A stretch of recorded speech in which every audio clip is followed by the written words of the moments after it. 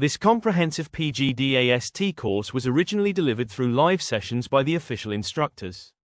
We are uploading these sessions here to support students, and all credit goes to the respective teachers and instructors. चले आगे फिर। Sir एक question और पूछना था मुझे, जो यूनिट नंबर 2 से है, जो हम लॉग्स लेते हैं ना, लॉग वाले जो क्वेश्चंस होते हैं, तो जैसे हमने सपोज लॉग ले लिया, लॉग की हमारी एंटी लॉग की एक वैल्यू आ गई, तो एंटी लॉग जो लॉग के कॉलम जो हमें फ्रीक्वेंसी डिस्ट्रीब्यूशन में गिवन होगा या हमें मतलब खुद से पता होना चाहिए? नहीं, वो तो आपको खुद निकालना है। Okay.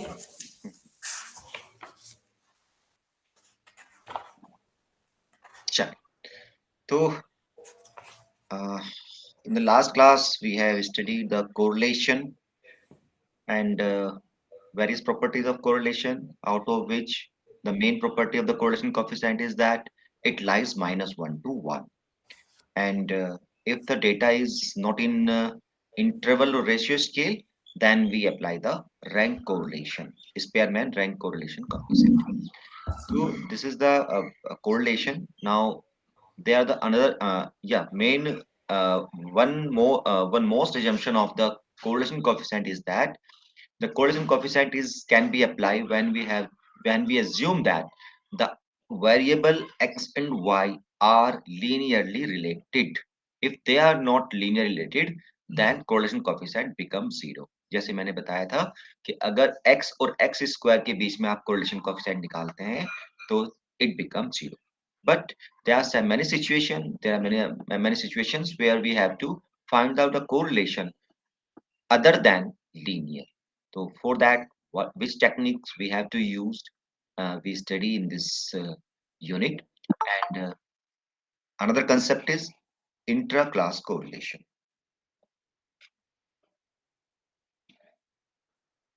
So now this is also again a important topic, coefficient of determination. Coefficient here in the correlation, we just find out the R, which give the strength of relationship between the two variables. It means if we write it is 0.92, it means that variable x and y are strongly related, positively related.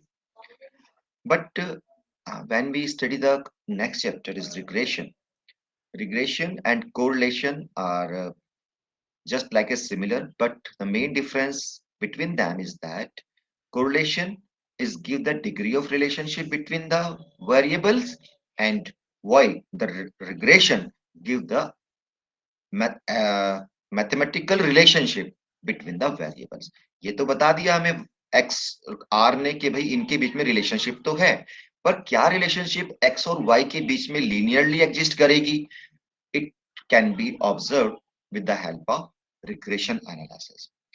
Regression y is equal to a plus by, क्योंकि हमने माना है कि x and y are linearly related. अगर अब ये question आता है कि भाई अगर ये मेरा डेटा x है, ये मेरा डेटा y है, वैल्यूज की कुछ है 246 जो भी वैल्यू है, और y की कोरस्पोंडिंग वैल्यू 5 मान लेते हैं, इट इज 7 10 एंड 12 सपोज। तो x के चेंज होने से y में चेंज हो रहा है, ये दिख रहा है, डेटा से भी दिख रहा है, और हमारा r जो आ रहा है मान लीजिए वो भी दिखा रहा है कि r में x और y लीनियरली रिलेटेड है। बट कि y में जो वैल्यूज हैं, y में चेंजेस x की वजह से कितना हो रहा है, तो we can find out with the help of coefficient of determination. तो कोएफिशिएंट ऑफ डिटरमिनेशन ये बताता है, क्योंकि y में जरूरी नहीं है कि x की वजह से ही चेंज हो सकता है कि अदर फैक्टर्स भी हों। जैसे मान लेते हैं हम कह रहे हैं कि भाई एग्जाम में पास होने के लिए क्लास को अटेंड करना एक अच्छा कंपोनेंट है, ठीक है, तो पर खाली क्लास ही नहीं, जो आप स्टडी कर रहे हैं वो भी तो एक फैक्टर है एग्जाम को क्लियर करने का या एग्जाम में अच्छे मार्क्स लाने का। तो इसका मतलब हमने खाली केवल एक ही फैक्टर लिया है, क्लास को अटेंड करना, पर ये भी एक अच्छा फैक्टर है। कुछ अदर फैक्टर्स भी हैं कि आप उस दिन आपकी तबीयत कैसी है, आपका मूड कैसा है, आपके पास फॉर्मूला बुकलेट आपको मिला कि नहीं मिला, ठीक है। तो इसका मतलब y में जो वेरिएशन है वो सारे के सारे x की वजह से नहीं, कुछ और कंपोनेंट्स भी हैं, या तो हमको छोड़ दिया है या बहुत माइनर इफेक्ट है। तो ये देखने के लिए कि भाई y में x की वजह से कितना वेरिएशन हो रहा है, we go for the coefficient of determination, and coefficient of determination can be defined as r square, यानी जो इनके बीच में कोरिलेशन है, अगर हम उसका स्क्वायर कर देते हैं तो it is called the coefficient of determination. तो अगर हम इसका स्क्वायर करें तो 9 का स्क्वायर ही कर रहा हूं मैं 9 मान के, तो it is 0.81। It means that कि 81% variation in y is due to x, कि 81% जो y में वेरिएशन हो रहा है वो x की वजह से हो रहा है, लेस जो बचा हमारा रेस्ट वो हमारा अदर कंपोनेंट की वजह से हो सकता है। तो जब भी हम स्टडी करते हैं तो हम आगे जब हम रिग्रेशन की स्टडी करेंगे तो हम ये भी निकाल के देखते हैं कि इनके बीच में जो कोएफिशिएंट ऑफ डिटरमिनेशन है वो कितना है। तो ये स्ट्रॉन्ग होना चाहिए, यानी लार्ज होना चाहिए, तभी हम लोग उनके बीच में रिलेशनशिप निकालते हैं।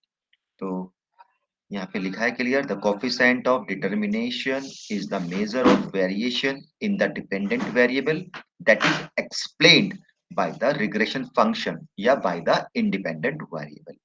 In other words, the coefficient of determination indicate how much of the total variation in the dependent variable can be accounted by the regression function. Regression function की जगह आप यहाँ पे independent variable, क्योंकि regression भी आपने नहीं पढ़ा तो यहाँ independent variable भी लगा सकते हैं। Okay, this is the square of correlation coefficient and denoted by R square. It is expressed as a percentage. If coefficient of determination is 0.64, it implies that 64 of the variation independent variable y is the regression function or explained by the independent variable। यहाँ लिख दिया इन्होंने, तो आप वहां पे भी इसे explained by the independent variable लिख सकते हैं जहां पे regression function लिखा है। ओके,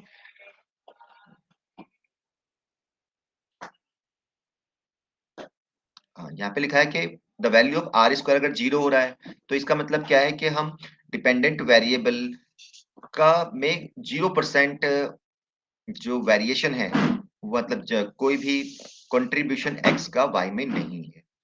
अगर y इज इक्वल टू 1 हो तो इसका मतलब क्या है कि x में चेंजेस करने पे 100% चेंज हो रहा है y में, एंड वी कैन, क्योंकि जो रिग्रेशन है उसका मेन पर्पस है to predict the value of y for given value of x। It means that अगर y इनके बीच में x और y के बीच में परफेक्ट रिलेशनशिप हो जाए तो we can predict y without error. तो कोई भी एरर नहीं होगी, क्योंकि सारा का सारा तो x पर जो वेरिएशन है y में वो x की वजह से हो रहा है, तो हमारा जो प्रिडिक्शन होगा वो 100% एरर फ्री होगा। पर ऐसा रेयरली होता है कि जब हमारे दोनों वेरिएबल्स परफेक्टली रिलेटेड। ओके, तो इसके ऊपर एक क्वेश्चन शॉर्ट नोट में भी आ सकता है या ऑब्जेक्टिव टाइप भी दे देते हैं।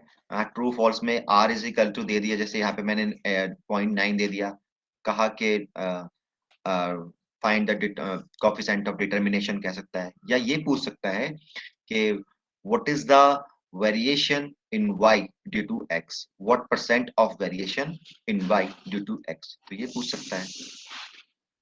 तो अब आता है नेक्स्ट कोरिलेशन रेशियो, ये भी शॉर्ट नोट में आता है या फिर इसका कभी कभी 8 मार्क्स का क्वेश्चन आ जाता है। एक ही क्वेश्चन बुकलेट में 2 क्वेश्चन गिवन है, एक सोल्ड है, कंसोल्ड, जनरली वही क्वेश्चन रिपीट होते रहते हैं, तो आप इसे भी अच्छी तरह से कर लें।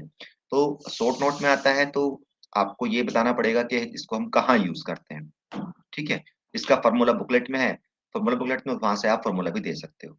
तो कोरिलेशन रेशियो क्या है, जैसे मैंने पहले बताया था, जो हमारा Karl Pearson coefficient of correlation है, it is used when the variables are linearly related, but if there is situation when the variables are not linearly related, then we use to find out the relationship, to find out the degree of relationship between the variables by using the correlation ratio। तो हम correlation ratio की help से उसको निकाल सकते हैं। correlation this is the next para, correlation ratio is also used to measure the degree of association between a quantitative variable and another variable which may be qualitative or quantitative। ये उस case में भी applicable है, क्योंकि जब हम correlation coefficient की बात कर रहे हैं तो उसके लिए तो दोनों x and y should be quantitative, पर ये कह रहा है कि अगर आपका x एंड y सेकंड जो वेरिएबल है अगर वो हमारा क्वालिटेटिव भी है तब भी हम कोरिलेशन रेशियो निकाल सकते हैं। एंड यस, तो this is represented by eta, and the range of eta again 0 to 1, sorry, -1 to 1, and these are the properties. I will I will read these properties. Yes, yes, absolute value of correlation ratio is always less than or equal to 1, यानी this is always less than, ये तो r भी है, r की value भी modulus value हमेशा less than equal to 1 होती है। सेकंड क्या है, इस इंडिपेंडेंट चेंज ऑफ ओरिजिन इसके लिए भी आर की प्रॉपर्टी है, आर भी इंडिपेंडेंट चेंज ऑफ ओरिजिन इसके लिए होता है। Absolute value of correlation ratio can not be less then the value of correlation, ये इसने कहा है कि जो ईटा है वो हमेशा आर से, एब्सोल्यूट वैल्यू आर से बड़ा ही होगा। सेकंड है, थर्ड फोर्थ है, correlation coefficient of y on x and correlation coefficient of y on x are equal, but correlation ratio y on x and correlation ratio this, यानी कह रहा है कि आप r x y निकालो या r y x निकालो, दोनों की वैल्यू सेम होती है, पर कोरिलेशन रेशियो में ऐसा नहीं होता है। अगर आप r correlation ratio x y निकाल रहे हैं तो it is not equal to correlation ratio y x। अभी बताऊंगा क्यों नहीं कर सकते।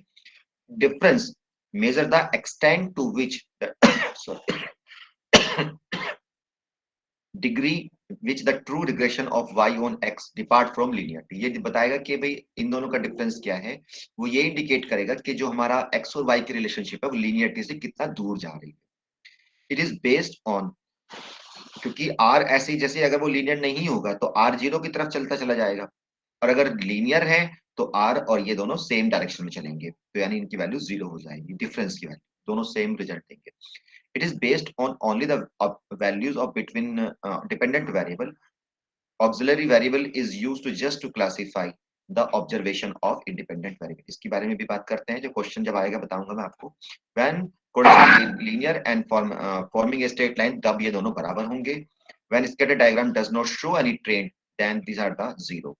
अगर कोई ट्रेंड ही नहीं दिखा रहा है, कोई पैटर्न ही नहीं बन रहा है, चाहे ये वाला पैटर्न बने तब तो वैल्यू आएगी, r तो 0 हो जाएगा, पर कोरिलेशन रेशियो देगा, पर कोई पैटर्न रैंडमली हमारी जो ऑब्जर्वेशन है वो लाई कर रही है, तो उस टाइम पे तो उनके बीच में इसका मतलब कोई रिलेशनशिप ही नहीं है, तो रिलेशनशिप नहीं है तो दोनों चीजें ये 0 होंगी।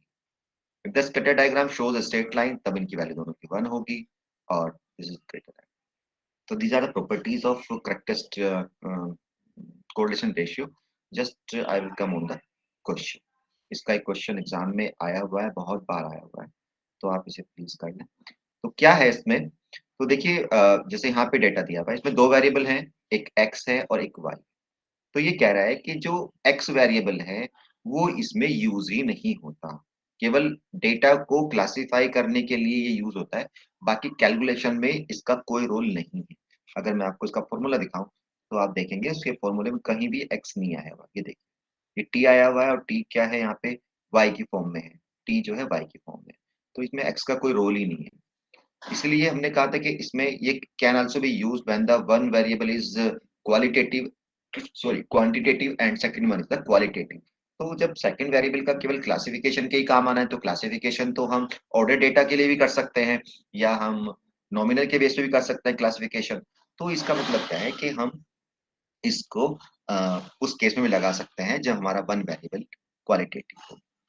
ठीक है, अब तो यहाँ पे क्या दिया हुआ है, एक चीज यहाँ पे है कि अगर हम हाइट ऑफ फादर और हाइट ऑफ सन की बात करें, तो अभी हमने एक्स वाई के लिए क्या लिया था कि एक्स और वाई, वन एक्स के लिए एक वाई था, यानी अगर मैं बात करूं कि अगर एक्स 2 है तो वाई की वैल्यू कुछ ना कुछ होगी सिंगल, या एक वाई है तो उसके लिए एक्स की होगी। पर यहाँ पे क्या है कि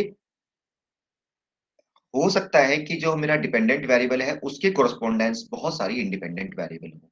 जैसे मान लीजिए हाइट ऑफ फादर, तो फादर के तो हो सकते हैं कि मोर देन वन चाइल्ड हो, तो इसका मतलब क्या है कि एक y के लिए हमारे पास x की वैल्यू 1 2 3 4 5 भी हो सकती है। ठीक है, तो इस केस का क्या बताया, तो this is the form of data, this is, मान लिया ये हमारा जो यहाँ पे इसको जो फादर हाइट ऑफ फादर को x इन्होंने डिनोट किया है, then these values are represented by y, and the formula of correlation ratio is this, इसको थोड़ा मॉडिफाई कर दिया, तो मॉडिफाई करने के बाद फॉर्मूला बना हमारा दिस वन, ये हमारा फॉर्मूला है। तो जो हमारी फॉर्मूला बुकलेट है उसमें ये फॉर्मूला इंडिकेट है आपको।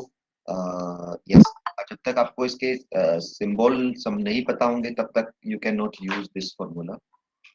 तो आपको इसके सिंबल पता होने चाहिए कि इसके सिंबल क्या इंडिकेट कर रहे हैं।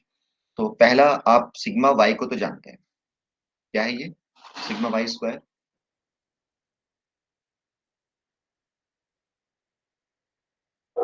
Variance of Y. Variance of Y, okay, चलो ये तो पता है हमें। एन क्या है? Capital N. The sum of frequencies. Sum of frequencies, पर यहाँ पे या दीज आर द फ्रीक्वेंसी, तो इन सबका सम, तो ये भी हमें पता है। स्मॉल एन किसी पर्टिकुलर रो का सम होगा या किसी पर्टिकुलर कॉलम का सम होगा। अब हमें समझना है टी बार क्या है और टी स्क्वायर क्या है और टी आई क्या है। तो ऊपर से अगर हम फार्मूला देखें तो this is the T I. तो टी आई क्या है? फ्रीक्वेंसी, और frequency of Y I J into F I J into Y I J and then sum. तो जैसे हमने लास्ट केस में भी पूछा था कि भाई ये किस तरह से यूज हो रहा है, तो सेम उसी तरह से हमें टी आई निकालना है। तो यहाँ पे जो गेम बिगड़ता है वो टीआई पे बिगड़ता है। टीआई स्टूडेंट को समझ नहीं आता कि टीआई कैसे निकला है। तो टीआई क्या है? जो हमारी एक्स और वाई की फ्रीक्वेंसी है वो इंटू वाई आई जे। ठीक है, अभी क्वेश्चन समझते हैं। तो वो टीआई है। एन आई क्या है? वो सम ऑफ फ्रीक्वेंसी, चाहे मैंने कहा रो या कॉलम का जो सम करेंगे हम, वाई का जो सम करेंगे उसकी जो फ्रीक्वेंसी होगी वो एन आई होगी, स्मॉल एन आई है। तो चलिए, तो पहले हम क्या करें, पहले हम निकाल लें या पहले हम निकालते हैं सिग्मा वाई। तो सिग्मा वाई निकालने के लिए फॉर्मूला कोई बता सकता है? फ्रीक्वेंसी जब गिवन है,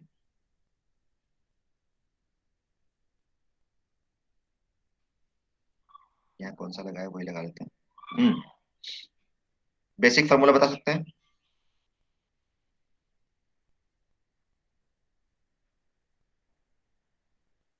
सर डेविएशन ऑफ मीन का स्क्वायर होता है ना। यस यस, बिल्कुल, आपको देखिए उसी से रखना चाहिए। जो इसका कंसेप्ट है कि हम लोग डेविएशन लेते हैं, किससे? मीन से लेते हैं, उसका स्क्वायर का सम करते हैं। तो वही हम यहाँ पे फॉर्मूला ले रहे हैं, N divide by the mean की तरह से इसको एन से डिवाइड करते हैं। अगर फ्रीक्वेंसी हो तो हम फिर फ्रीक्वेंसी से मल्टीप्लाई कर देते हैं और यहाँ पे कैपिटल एन यूज करते हैं। तो it is the sigma Y square. तो एक फॉर्मूला ये था जब मैंने कहा था कि भाई बाय द वे अगर आपका ये y जो है वो y बार पॉइंट में आ रहा है तो you can square this and can simplify, then you get the formula of this one. तो आप ये भी यूज कर सकते हैं। तो सबसे पहले तुम्हें y बार निकालना है। तो पहले y बार निकालते हैं। तो y bar is the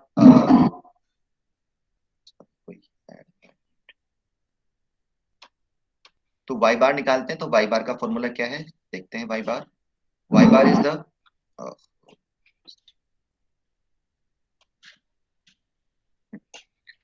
y bar is Y I bar N I T. T चाहिए सबसे पहले, ओके, एन अपॉन एन। तो चलिए हम इसमें निकालते हैं।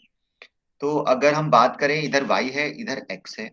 तो फ्रीक्वेंसी मैंने जैसे हम वहां पे फ्रीक्वेंसी निकाली थी हमने एफ एक्स की और डी एफ वाई की, यानी इन सबको हम ऐड कर, ये तो जॉइंट फ्रीक्वेंसी है एक्स और वाई दोनों को मिला के। तो अगर हम इधर सम ले लेंगे तो it is frequency of Y. तो ये फ्रीक्वेंसी ऑफ वाई है, ओके। ये वाई की वैल्यू है, तो इसको इससे मल्टीप्लाई करके हम ये, okay just minute, yes, F I Y J square हमें चाहिए, ये हमें चाहिए। तो एफ आई, और हमें चाहिए मीन के लिए, तो मीन के लिए इसके लिए वाई वाई को हमने देखिए दो तरह से निकाल सकते हैं यहाँ पे। एक तो वाई जो है वाई बार है वो टी बार अपॉन एन है, तो हम इसी से निकालेंगे। पहले टी आई निकालते हैं फिर हम वाई बार निकालेंगे। एक मिनट, जस्ट ए मिनट, कोई और भी ऐड हो रहा है। यस, तो इसके लिए क्या करना है, एक तो देखिए यहाँ पे इसमें काफी सारे करेक्शंस हैं इस क्वेश्चन में। मैं अभी व्हाट्सएप पे इसका स्क्रीनशॉट भेज रहा हूँ आपको, आप वहां से देख सकते हैं। ये क्वेश्चन में काफी मिस्टेक है। यस, जस्ट ए मिनट, आप अपना व्हाट्सएप चेक कर लीजिएगा, मैं ग्रुप में शेयर कर देता हूँ।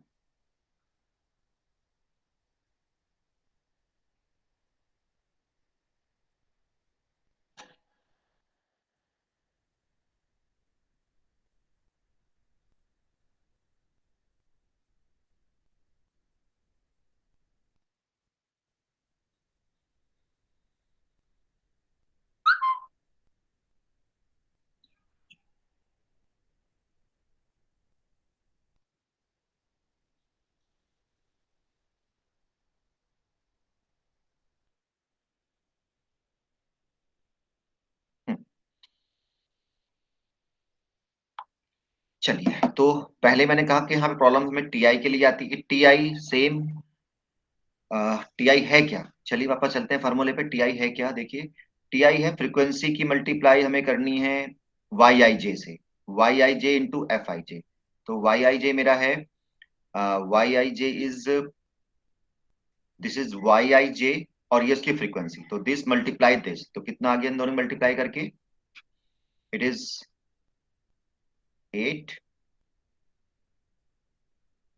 एंड 28, तो 2 to 8। फिर ऐसे ही इसकी मल्टीप्लाई इससे करेंगे, तो it is again 8, 24 and sum of, इसकी मल्टीप्लाई करेंगे 0, इससे इसकी मल्टीप्लाई करेंगे 0, इससे मल्टीप्लाई करेंगे 0 and take the sum of these. तो कितना हुआ? 8 6 2 7, सॉरी 7 4, तो 4 6 7 is the value of T I. तो ये कैसे बना? ये दिस इज, मैं यहाँ पे अगर मैं इंडिकेट करूं तो this multiply this multiply this, and this multiply this multiply this multiply this, and sum. So these are some of these multiplication and add। ऐसे ही यहाँ पे इसकी मल्टीप्लाई इसके साथ, इसकी मल्टीप्लाई इसके साथ, इसकी मल्टीप्लाई इसके साथ, इसकी मल्टीप्लाई इसके साथ, और इसकी मल्टीप्लाई इसके साथ, एंड देन सम। तो दिस, और यस, तो ये तो ठीक है यहाँ पे। ऐसे ही अब, या it is a T I, and T क्या था? It is the sum of T I's. तो हम यहाँ पे इसका सम ले सकते हैं। तो यहाँ से मिस्टेक होना शुरू हुआ। It is, it is not 5 7 8 8, it is 5 7 7 9। Okay, और टी बार निकाल सकते हैं हम, टी अपॉन एन। तो N is the total number of observation या टोटल फ्रीक्वेंसी। टोटल फ्रीक्वेंसी इन सबको ऐड कर सकते हैं, यहाँ पे हमने ऐड करा, इसको दोबारा ऐड कर सकते हैं, इट इज एन। तो दिस वन, तो ये आ गया Y bar. And we have to find out the variance. Variance is Fij Yij का स्क्वायर। तो this again हम यहाँ पे निकाल सकते हैं कि हम किसकी मल्टी, ये देखने कैसे, ये कैसे निकलेगा? Fij, यानी जो ये फ्रीक्वेंसी है, दिस इज Fij की मल्टीप्लाई करनी है Yij का स्क्वायर। ये Yij इसका स्क्वायर, तो इसका स्क्वायर करिए और देन मल्टीप्लाई बाय 54। तो यहाँ पे अगर मैं बात करूं, ये हो जाएगा 5 7 इस इंटू 5 7 इसका स्क्वायर एंड मल्टीप्लाई बाय किससे? 4 से, प्लस फिर 5 7, तो 5 7 तो कॉमन ही आ जाएगा, तो हम सीधा कर सकते हैं क्या? ऐड 5 7 तो कॉमन ही आ जाएगा, यस। तो ये ऐसे, तो चलिए मैं बता देता हूँ। तो 5 7 square into 2 plus 5 7 square into, sorry 4 आएगा पहले, तो 4 इंटू 2 और फिर 0 0। तो इनको अगर हम सम करते हैं तो this will be this quantity. अगर चाहो तो 57 5 7 5 7 कॉमन आ गया, तो 4 प्लस 4 10, तो 5 7 इंटू 5 7 मल्टीप्लाई कर लीजिए आप। तो इधर तो आ गया 5 7 स्क्वायर इंटू 10 बन गया, तो उसकी मल्टीप्लाई करेंगे तो आप आ जाएगा आपका ये 7 7 49 आएगा, तो 9 ये हमारा बैठा हुआ है। ठीक है, ऐसे आप इधर करेंगे, इधर करेंगे, इधर करेंगे, एंड देन उसका सम। अब आता है, अब हमें और क्या चाहिए? देखिए इसमें ये चाहिए T I square upon N. बस अब यहीं तक की कैलकुलेशन है, बाकी तो जो फॉर्मूला है उसी हिसाब से हम इसको कैलकुलेट करेंगे। तो ये है टी आई स्क्वायर। तो टी आई जब आपने निकाल लिया तो T I square upon N भी कर सकते हैं। ये सब गलत हो रहे हैं, आप इनको आप जो करेक्शंस हैं ये आप जो मैंने वो भी आपको व्हाट्सएप किया है उस पर आप देख लीजिएगा। और जो वाई बार निकलेगा, and this is Y I is the sum divide, Y I क्या होता है? वाई आई बार, बार का मतलब मीन, और मीन किसका? टोटल का। तो यानी इसका ऊपर वाले का मीन इन सब का, तो इन सब का मीन के लिए क्या करना पड़ेगा? This divide by number of observation. Number of observation है 8, तो ये आ जाएगा मेरा वाई आई बार। तो वाई आई बार निकालने के लिए टी आई अपॉन एन आई, तो ये वाई बार आ गया। ठीक है, वैल्यू पुट अप करेंगे तो इसकी वैल्यू भी -1 से 1 के बीच में लाई करेगी, और सिमिलर। और ये अगर y इसकी वैल्यू 1 के नियर अबाउट है, तो सेम इंटरप्रिटेशन है इसका जो हमारा कोरिलेशन का था, कि अगर ये 1 के आसपास है तो इसकी वैल्यू इनके बीच में अच्छी कोरिलेशन होगी, अदर देन लीनियर भी हो सकती है और नॉन लीनियर। तो इसके दो ही क्वेश्चन है, एक ये और एक सोल्ड। तो आप इन दोनों को अच्छे तरह से कर लें, एग्जाम में इनमें से क्वेश्चन अगर आता है तो इन दोनों में से जनरली आपको क्वेश्चन मिल जाएगा। इसमें भी कुछ करेक्शन थी क्या? नहीं, ठीक है, सॉल्यूशन शायद सही है, मुझे किसने बताया नहीं कि ये गलत है, तो आप इसको एक बार चेक कर लीजिएगा। अब आता है इसके बाद, इसमें किसी को पूछना है बताएं।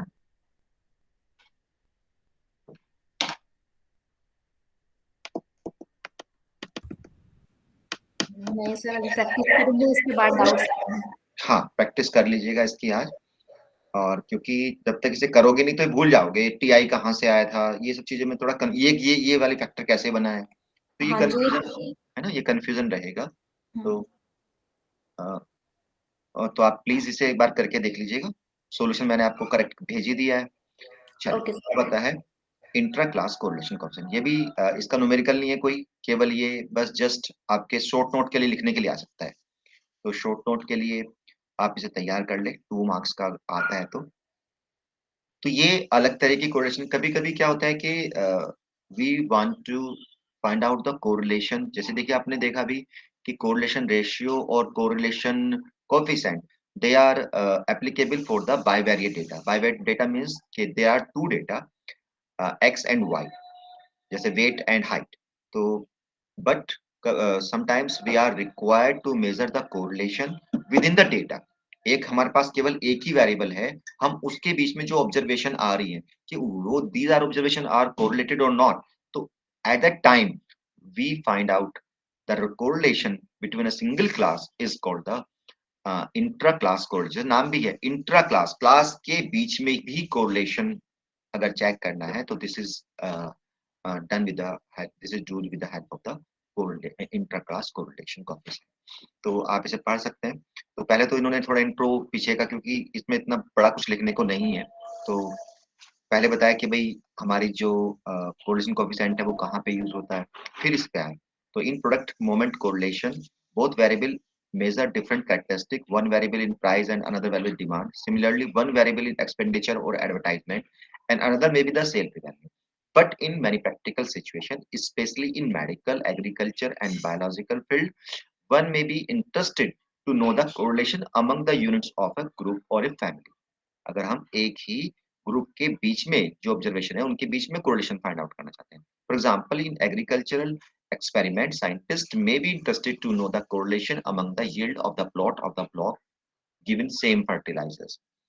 So in this study of height of brothers, one may be interested in correlation between the height of brothers of a family. In such correlation, both variables measure the same characteristic, yield and height. By this correlation, we mean the extent to which a member of the same family resemble each other with respect to the considered characteristic। Okay, तो ये बस इतना ही आप इसमें लिख आइए, तो ये 2 मार्क्स के लिए का सफिशिएंट है। इसका बाकी क्योंकि हमने इसका कोई न्यूमेरिकल भी नहीं कराया, तो इस सबको मैं स्किप कर रहा हूँ। इसकी रेंज देख लीजिए, इसकी रेंज होती है -1/k-1 से 1 के बीच में। ओके, तो ये हमारा हो गया। अब सेकंड ब्लॉक Sir, हाँ जी, sir, what is the value of K here? के Like, what does K represent? देख लेते हैं, मैंने भी इसको उतना नहीं पढ़ा है क्योंकि कहीं पढ़ाते नहीं थे, इसके मैं देख लेता हूँ क्या है। पेयर्स हैं ये, इट इज के नहीं, देख लेते हैं। Where is K? Let us consider n families. Each number of members is K1, K2, Kn. Okay, and let Yij be the value of the jth member of the ith family. In this family, this be the pair of the observation. Okay, and what is K? K is K minus 1. Family there. If in a family there are 3 members, 1, 2, 3, then there will be this 6 pair of. K is the number of observation. K is the number of observation in a group. Okay, thank you. So just we come on the unit number 9. So let's start.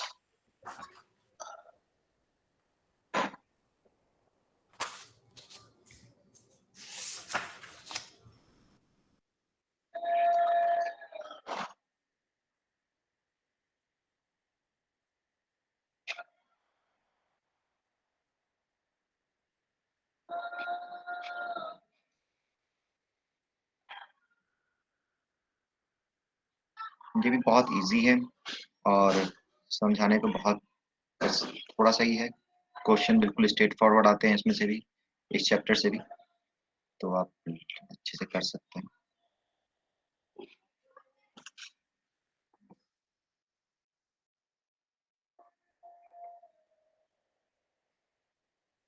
जैसे मैंने पहले बताया था कि main difference between the correlation and regression is that correlation is the degree of relationship between the variable, whereas regression gives us the mathematical function relationship between the variables. तो with the help of regression, अगर हमें उनके बीच में relationship पता चल गई कि भाई इस फॉर्म की रिलेशनशिप है, तो with the help of regression we can predict the value of dependent variable corresponding to the value of independent variable. Okay, तो जब हम बात कर रहे थे कोरिलेशन की, तो हमने वहां पे दो वेरिएबल लिए थे। हमने ये नहीं कहा था कि x is dependent and y is independent, but in regression the concept of dependent or independent is also used, and we denote y as the dependent variable and x is the independent variable. तो ये तो basic concept है इसके, आप इसे पढ़ लीजिएगा। तो they are two variable independent dependent variable. तो लाइंस ऑफ रिग्रेशन, देखिए अब इनके बीच में हमें वो बनाना है, रिलेशनशिप बनानी है। तो we can write as y, क्योंकि हम यहाँ पे लीनियर ही पढ़े हैं केवल, तो हमने इसी फॉर्म में लिखा y is equal to a plus B X. और हम यहाँ पे y प्लस हमें we have to find out the value of a and b। तो we can use the same funda which we have used in the curve fitting, that is principle of least square, and for that we have to find out the error component and then square, and then differentiate with respect to a and b, and will be the same procedure as we have used in this curve fitting. तो ये सब हमें नहीं करना है, बाकी बस बताया कि किस तरह से निकालते हैं। तो the value of b is come out as covariance x and y upon sigma x square, and the relationship between the x and y, यानी अगर हम बात करें लाइन जो बनी है वो बनी है यहाँ पे, ये फॉर्मूला हमारा बन गया है। It is y, if y as the dependent variable, तो then correlation या regression line between y and x is y minus y bar is equal to sigma y sigma x x minus x bar। यहाँ पे आप सभी symbols जानते हैं कि r is the correlation coefficient, sigma y is the standard deviation of y, sigma x is the standard deviation of x, and x minus x bar is the mean of x values. Similarly, if we have to predict the value of y, then we can use this.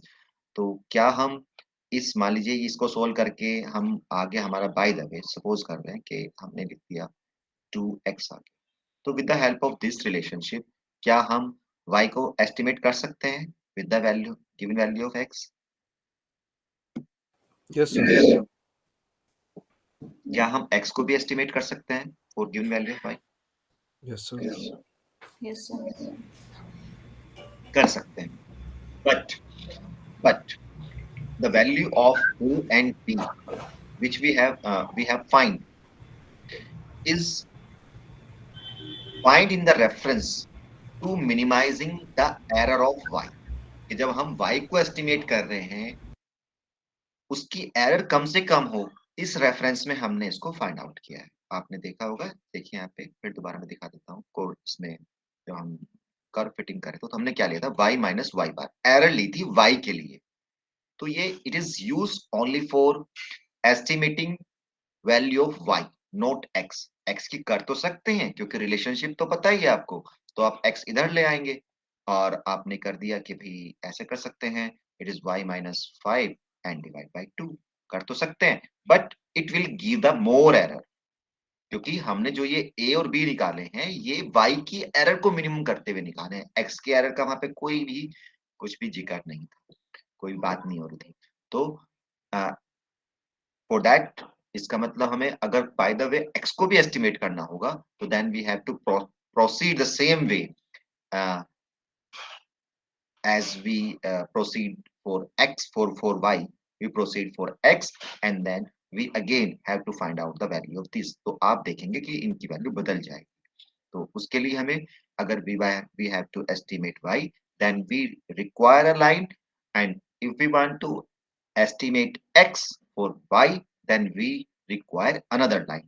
तो हमें दोनों के लिए अलग अलग equation चाहिए। तो हमने यहाँ पे दो बनाई है। दिस इज नोन एज, क्योंकि अब टू लाइन हो गई है, तो this is known as regression line y on x. y on x means y is dependent variable and x is independent variable. And in the similar way, अगर हम same उसी तरह से प्रोसीड करें, वहां पे हमने इक्वेशन ली थी a plus by, sorry bx, यहाँ पे हम ले सकते हैं x is equal to c plus dx dy, सॉरी। तो अगर हम सेम प्रोसीड करेंगे तो then we can get another equation, this is called x on y. तो x on y सिमिलर है, बिल्कुल सेम, और सेम सिंबल हमने यूज किया लगभग। तो they are the two lines one. तो कोई पूछ सकता है आपसे क्या रिग्रेशन में एक लाइन होती है दो, तो you can say that there are two lines, one is for estimate for y and second one is prediction for x. तो कहते हैं कि क्यों, क्या हम सिंगल लाइन से कर सकते हैं? कर तो सकते हैं, बट एरर कंपोनेंट ज्यादा होगा। क्यों होगा? क्योंकि हम we find out the constant in such a way that the minimum error for y. तो अब दो लाइन है, तो दो लाइन अब आ रही है, तो दो लाइन का ये मैंने बनाया, तो दो लाइन एक ऐसे हो सकती है, दूसरी ऐसे हो सकती है, ऐसे हो सकती है। तो इट मीन्स दैट ये आपस में इंटर कहीं ना कहीं तो काटेंगी, तो कहीं ना कहीं काटेंगी, तो कब काटेंगी ये, कब ये इंटरसेक्ट करेंगी, कब इनका एंगल अगर कम है तो क्या होगा, बड़ा है तो क्या होगा, आर के ऊपर क्या इफेक्ट पड़ेगा, कि आर अगर में स्ट्रॉन्ग है तो दोनों लाइन की पोजीशन क्या होंगी। तो they are the some questions about the regression lines. तो ये बता रहा है कि अगर आर की वैल्यू +-1 होती है, तो इन दैट केस इसका मतलब क्या हुआ कि आई और वाई जो हैं, एक्स और वाई दोनों परफेक्टली related हैं। In that situation, both the line are coincide and become a single line. तो उस केस में क्या होगा, दोनों की दोनों लाइन की जो पोजीशन होगी वो एक सी होगी, या तो मतलब एक के ऊपर एक आ जाएगी। तो they are coincide and become a single line, अगर ये परफेक्ट है। अगर ये perfect r is equal to 0 है, फिर क्या होगा, तो then the both the line are perpendicular to each other. तो दोनों के बीच में क्या होगा, 90 डिग्री का एंगल होगा, कि इंटरवल में कोई भी आपस में परफेक्ट कोरिलेशन नहीं है तब। तो कहीं पे लिखा होगा, पढ़ लीजिएगा, कहीं लिखा होगा, ओके। तो अगर ये यहाँ पे लिखा है, ये when two lines cut each other at right angle, it shows that there is no correlation between x and y. तो ये ऑब्जेक्टिव के हिसाब से क्वेश्चन है। अब आता है रिग्रेशन कोफिशिएंट्स। तो रिग्रेशन कोफिशिएंट ये हमने बनाई रिग्रेशन लाइन, तो this quantity is called the regression coefficient. जैसे हमारा कोरिलेशन कोफिशिएंट था, ऐसे ही रिग्रेशन कोफिशिएंट बना दिया। And regression coefficient is denoted by b, and it is, अगर ये y ऑन x है तो it is write as by(x) suffix में है, तो it is denote as regression coefficient y on x। Similarly आप लिख सकते हैं x ऑन y के लिए x ऑन y। तो रिग्रेशन में आप देखते हैं कि it is a simple regression line. Simple regression lines क्यों कहा गया इसको, क्योंकि आप देखते हैं डेली लाइफ में किसी भी कोई भी हमारा डिपेंडेंट वेरिएबल है, वो केवल एक कंपोनेंट के ऊपर डिपेंड नहीं करता। अगर मैं सिंपल बात भी कहूँ कि प्राइस ऑफ ए लैपटॉप, तो प्राइस ऑफ ए लैपटॉप खाली एक चीज पे डिपेंड नहीं कर रहा है, किस किस चीज पे डिपेंड करेगा, बताएंगे? सो उसके कंपोनेंट कॉस्ट है, या जो इसकी इंपोर्ट एक्सपोर्ट है, या उसको जो ट्रैवल कर रहे हैं, मतलब लेके जा रहे हैं उधर, यस, ट्रैवलिंग सारी कॉस्ट, चीजें, उसकी manufacturing cost, yes sir, profit, raw material. तो केवल एक कंपोनेंट, जबकि हम यहाँ पे जो इंडिपेंडेंट वेरिएबल ले रहे हैं वो सिंगल ले रहे हैं।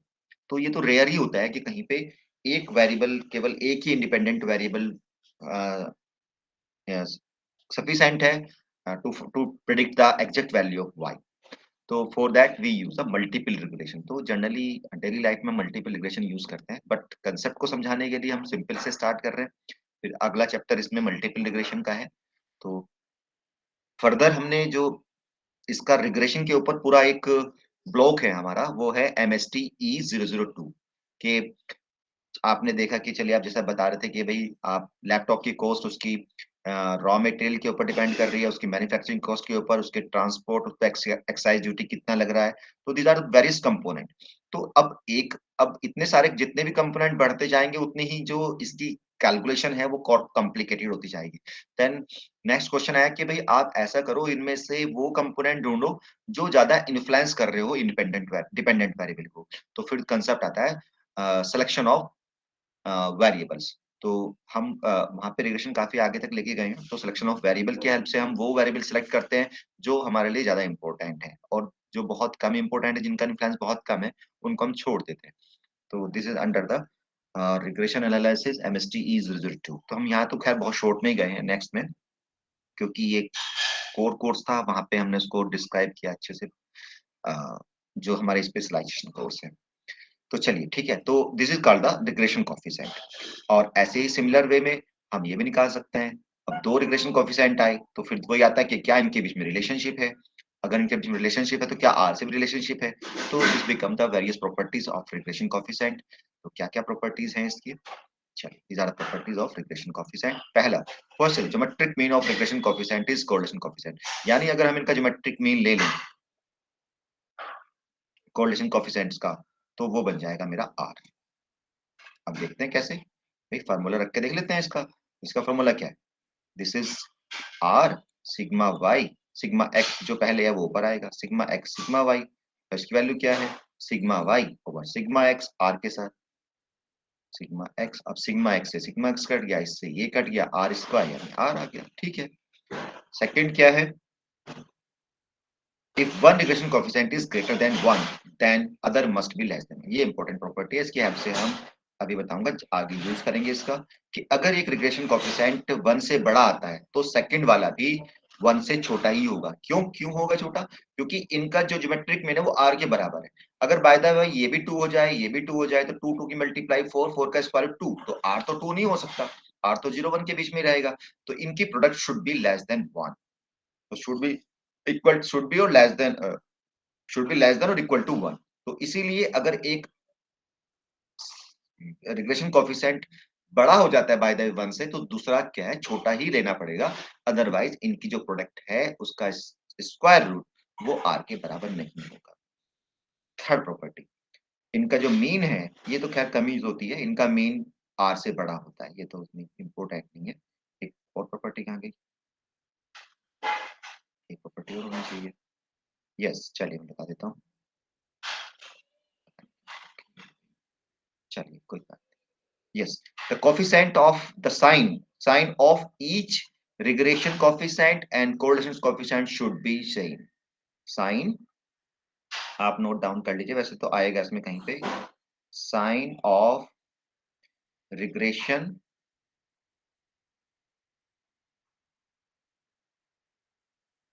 coefficient and R correlation coefficient should be same।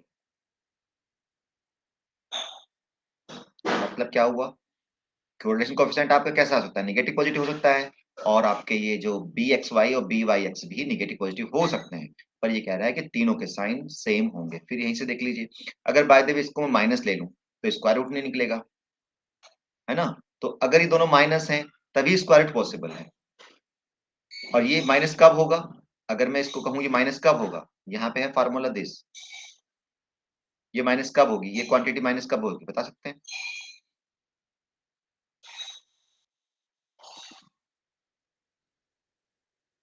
अरे जब R नेगेटिव होगा, आर, क्योंकि ये तो पॉजिटिव है, आर नेगेटिव होगा, इसका मतलब क्या हुआ, अगर एक रिग्रेशन कोएफिशिएंट नेगेटिव है तो इसका मतलब आर नेगेटिव होगा। और दोनों का सेम, यहाँ पे हम देख रहे हैं कि दोनों का जो साइन है वो सेम होना जरूरी है। इसका मतलब क्या हुआ कि तीनों के जो साइन है वो सेम होंगे। Regression coefficient Y on X, X and Y और आर, तीनों के साइन क्या होंगे, वो सेम होंगे। इस तरह क्वेश्चन बहुत बार 2 मार्क्स में रिपीट होता है। हम दे देते हैं कि भाई BXY इज इक्वल टू, मान लेते हैं इट इज या इट इज 9 0.9 ऐसे कर देते हैं, और BYX इज इक्वल टू 0.9 और R इज इक्वल टू लिख देते हैं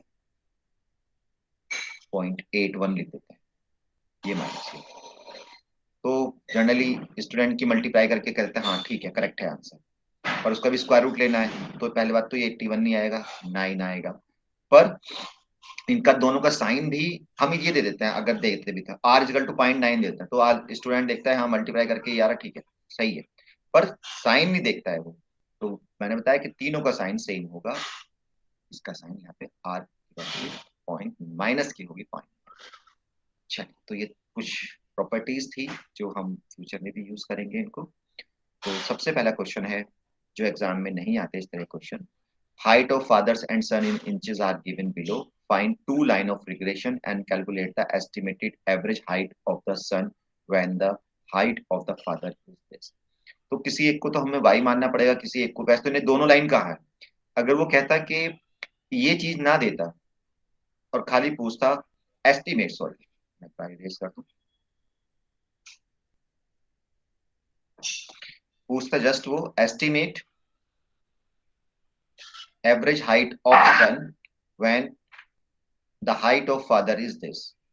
तो मैं पहले तो मेरा क्वेश्चन है कि इसमें से डिपेंडेंट वेरिएबल कौन सा होगा और इंडिपेंडेंट कौन सा होगा, अगर हम अपने जनरल आईक्यू लगाएं तो। सर सन डिपेंडेंट होगा फादर सन के हेड पे। Dependent, good very good. चलिए, अब यहाँ पे किसकी बात, क्या चीज पूछ रहा है ये इस क्वेश्चन में?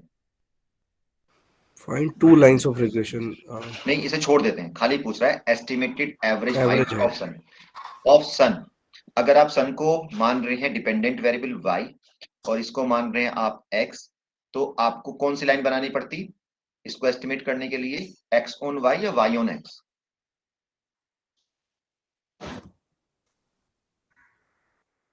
कि जो चीज फाइंड आउट करनी होती है वही लाइन चाहिए मुझे, y on x। Yes, y on x। तो आपको क्वेश्चन में देखते हुए ये भी देखना होगा कि वो क्या, दो लाइन है फिर तो फिर भी हाँ क्वेश्चन तो है कि दोनों लाइन में से आप कौन सा यूज करोगे to estimate average height of सन।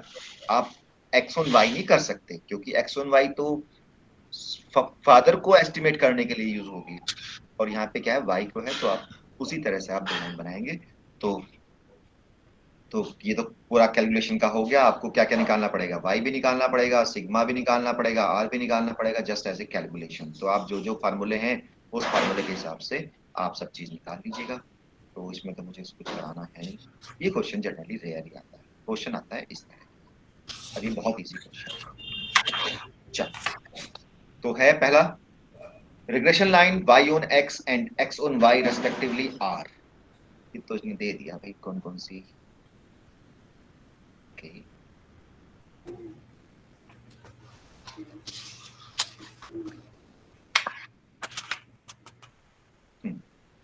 यहाँ पे थोड़ा मॉडिफाई कर रहा हूँ, regression line of x on y and x on y are given respectively हटा देते, आर गिवन, ये दो लाइन दी हुई है x ऑन y और y ऑन x। तो सबसे पहले ये पूरा क्वेश्चन आता है, हर बार ही आता है लगभग ये क्वेश्चन, तो इसको अच्छे समझ लें आप कि इसमें हमें क्या क्या फाइंड आउट करना है। पहले तो करना है mean value of x and y निकालना है, coefficient of correlation between x and y निकालना है, यानी r की वैल्यू निकालनी है, स्टैंडर्ड डेविएशन निकालना है y ऑन x, और भी बढ़ा सकता है कि x को एस्टिमेट करो और गिवन वैल्यू ऑफ y, इस तरह।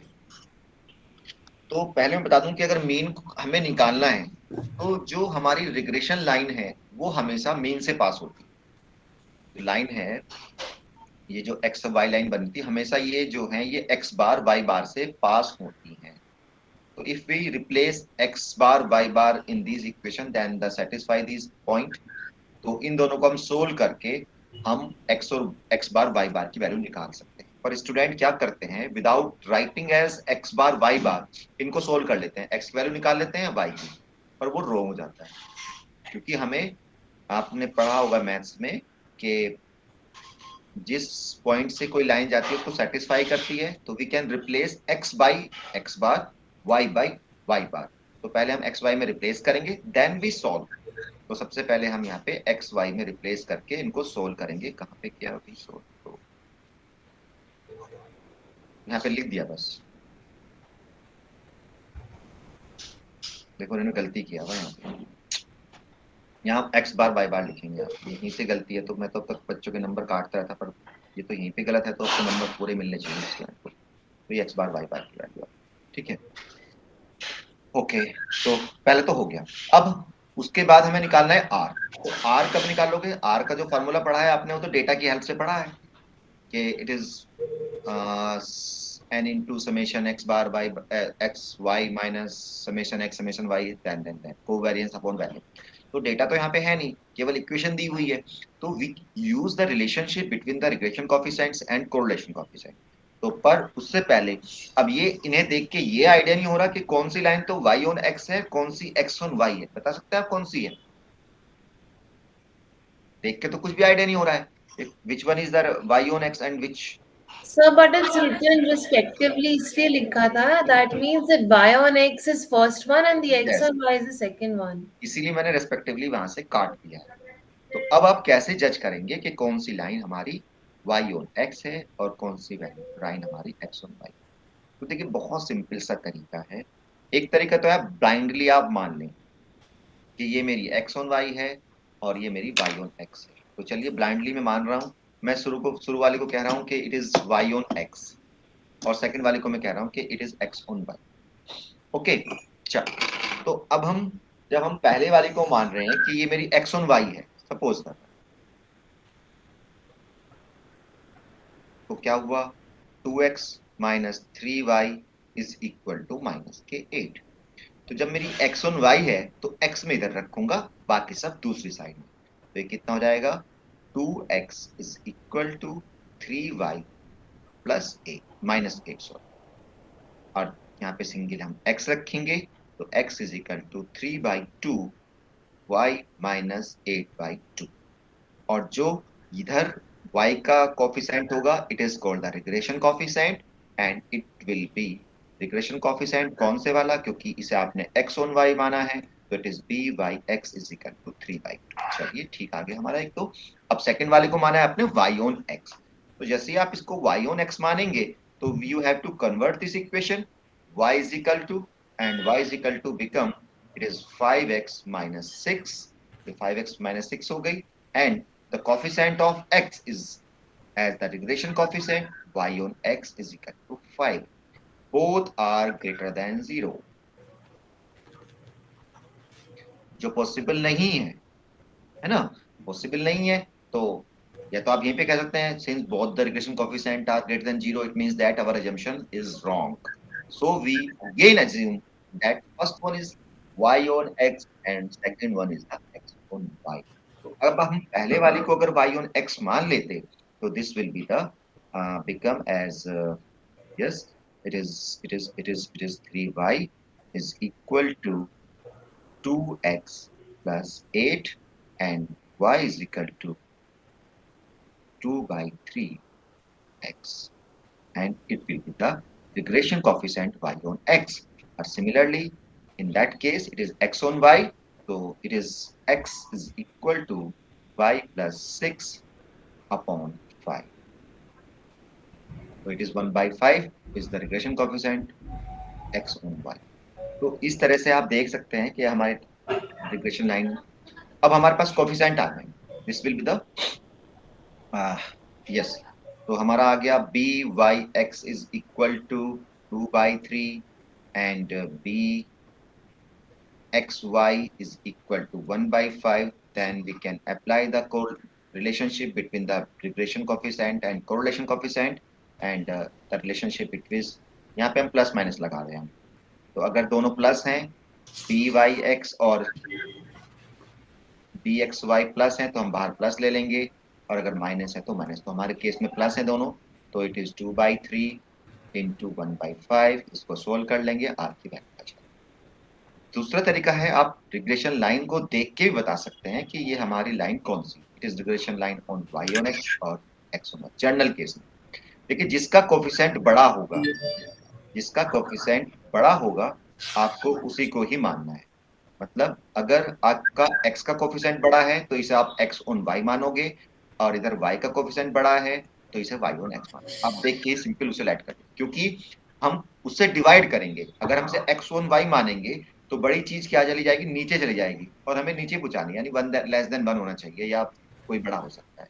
ठीक है, तो आप केवल इक्वेशन देख के भी बता सकते हैं। चलिए तो मैं एक बार फिर आपको पहले दिखा दूं कोई इक्वेशन, तब बताएं मुझे आप ये कौन सी मान सकते हैं। चलिए बताएं, इसे क्या मानेंगे, इसे क्या मानेंगे। Sir, first one is sir वाली sir y on x, and second one is the x. x on ठीक y. है, तो आपका जो बी एक्स वाई और आएंगे, और बी वाई एक्स और एक्स वाई, वो दोनों क्या आएंगे, वो लेस देन 1 आ जाएंगे। ठीक है, तो मोस्टली जगह ये सुटेबल होती है। कभी कभी आती है, शायद मेरे एक दो बार मैंने देखा है कि कहीं कहीं प्रॉब्लम आती है, तो आप फिर वो पूरा प्रोसीजर करके चेक कर सकते हैं। अब आता है जी सिग्मा निकालना। क्या दिया हुआ है लास्ट क्वेश्चन, इसमें लास्ट पार्ट दिया हुआ है, लास्ट पार्ट इसमें है, कहाँ पे गए हम, क्वेश्चन हमारा last part, yes, the standard deviation of y, यानी सिग्मा वाई आपको दिया हुआ है फॉर, नहीं फाइंड करना है, सॉरी, सिग्मा वाई फाइंड करना for given variance of x. Variance of x दिया हुआ है, तो वेरिएंस ऑफ एक्स दिया हुआ है 5, आपको ये निकालना है। जब आपके पास आर आ गया और बी भी आ गया, तो आप आराम से निकाल सकते हो। आपको पता है आर, सॉरी, आपको पता है b x y is equal to r sigma Y sigma x. आपके पास क्या है, आपके पास ये भी है, मैंने गलत लिख दिया ना, सॉरी, मैं इसको इरेज कर दूं, यहाँ पे गलत हो गया। आपको पता है कि इट इज, यस, जो पहले आएगा वही ऊपर आएगा, तो सिग्मा वाई ऊपर।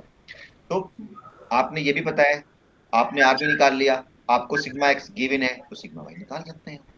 तो इसलिए आप इसको सोल्व करके निकाल भी रखा होगा, देखिए सब चीजें गिवन है, तो दिस इज द वे। यहाँ देखिए वेरिएंस ऑफ वाई पूछ निकाला है, अब पूछा क्या है, स्टैंडर्ड डेविएशन। ये पे एक नंबर काट लेगा टीचर आपकी, क्योंकि स्टैंडर्ड डेविएशन पूछा था, स्क्वायर रूट लो इसका, तभी तो निकलेगा। यहाँ पे ये यहाँ निकाल रखा था, बस यहाँ पे छोड़ देते, इसकी जरूरत क्या थी आगे निकालने। चल, तो this is the one question generally comes into the examination. चलो आगे चलते हैं। डिस्टिंग्विश बिटवीन कोरिलेशन रिग्रेशन पढ़ लीजिएगा, क्या क्या फायदे हैं। Generally regression is more applicable then the correlation, क्योंकि प्रेडिक्शन के काम आता है। एंगल मैंने बता ही दिया है। एंगल अगर निकालना हो कि दो लाइन हैं उनके बीच में कितना एंगल होगा, अगर आपको लाइन दी हुई है, तो you can just find out the with the help of this formula and T inverse. पर जनरली हम एग्जाम में नहीं पूछते, क्योंकि टी इनवर्स की वैल्यू आपको नहीं पता होगी, हमने टेबल दिया इसके लिए, तो आप छोड़ सकते हैं। बस आप उस केस में कर सकते हैं कि अगर आर की वैल्यू 0 होगी तो उनके बीच में क्या एंगल होगा, तो मैंने बताया कि 90 का एंगल होगा। और अगर आर की वैल्यू +-1 होती है, तो the angle between these they are coincide to each other and the angle becomes 0 और 180। तो 0 एंड 180, बस ये दो चीज आप रख लीजिए। Okay, this will be the end of this unit. तो मेन दो क्वेश्चन बनते हैं। मेन तो क्वेश्चन वही बनता है कि दो लाइनें दी हुई हैं, उनके बेस पे आपको find out the mean, regression coefficient, correlation coefficient and then standard deviation, और प्रेडिक्शन भी कर सकते हैं। तो ये आपको करना होगा इसमें, ये इसमें क्वेश्चन बनता है। और एक ऑब्जेक्टिव जर्नल इसमें आता है 2 मार्क्स का, on the basis of the properties of the regression coefficient. तो आपको देख लें। यस, इसमें किसी को कुछ पूछना है?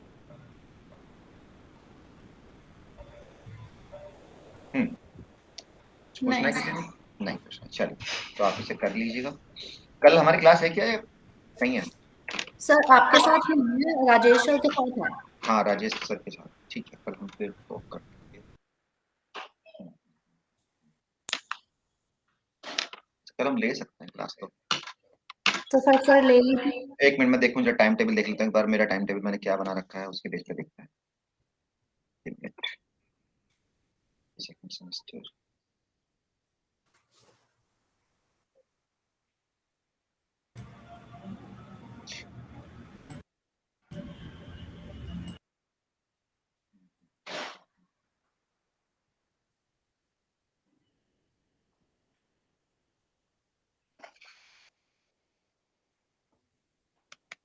मैं सुबह मैसेज कर दूं? ओके, ठीक है, yes, अगर लिंक तो सेम ही रहेगा। अगर बाय द वे कल मैं क्लास लेता हूँ, एक्चुअली मेरे को आज शादी में, मतलब लेडी फंक्शन में जाना है, और कल शादी में जाना है, और रात को मैं किस टाइम तक आता हूँ वो डिपेंड करता है। तो अगर मैं जल्दी फ्री हो गया तो मैं रात को मैसेज कर दूंगा आपको ना। और अगर Sure, क्लास का sure. टाइमिंग क्या रखें, 11 से रखें, 10 से रख लें, या 11 से रख लेते हैं, कोई दिक्कत नहीं है। हाँ सर, आपका कीजिए जिस टाइम पे आप कंफर्टेबल हैं। ठीक है, वैसे तो मैंने कल उसकी क्लास रखी हुई है, सेकंड सेम की है, पर सेकंड सेम को हम 1 o'clock की शिफ्ट कर देंगे। तो ठीक है, हम कल मैं मैसेज कर दूंगा। अगर मैसेज नहीं आता है तो इसका मतलब समझिए क्लास नहीं है। मैसेज आता है तो आप लिंक 11 बजे से हम क्लास में बैठेंगे फिर अगेन। ठीक है सर। चलिए एक हम अभी और आगे करेंगे अभी। चलिए अब लेते हैं हम यूनिट नंबर 9, सॉरी 10। सर एक जनरल क्वेश्चन पूछना था. All these techniques what we have are they are for qualitative data, right? Yes yes yes, quantitative data, quantitative. Sorry, quantitative, right? And for qualitative data there are different techniques. Yes, yes. The last block at theory of attributes is devoted to the study of the qualitative data. Okay.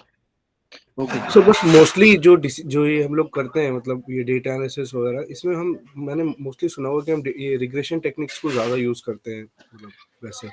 वहां पे आगे आपका देखिए, जब हम regression analysis पढ़ेंगे detail में तो वहां पे डिफरेंट तरह की रिग्रेशन है। लॉजिस्टिक रिग्रेशन है ना, यस सर। डमी वेरिएबल है। तो अदर फैक्टर्स भी हैं कि सभी वेरिएबल्स अगर आपके क्वालिटेटिव हैं तो अदर यूज होगा। अगर एक वेरिएबल क्वालिटेटिव है, बाकी क्वांटिटेटिव है, एक डिस्क्रीट है, एक कैटेगोरिकल है। अगर बाय द वे एक कैटेगोरिकल वेरिएबल है इंडिपेंडेंट, तो just we use the dummy variable taken as a 0 1। तो अलग अलग के सिचुएशन में हम अलग अलग पढ़ेंगे, पर अगर दोनों ही वेरिएबल क्वालिटेटिव हैं जब हम यूज करेंगे theory of attributes. Okay sir.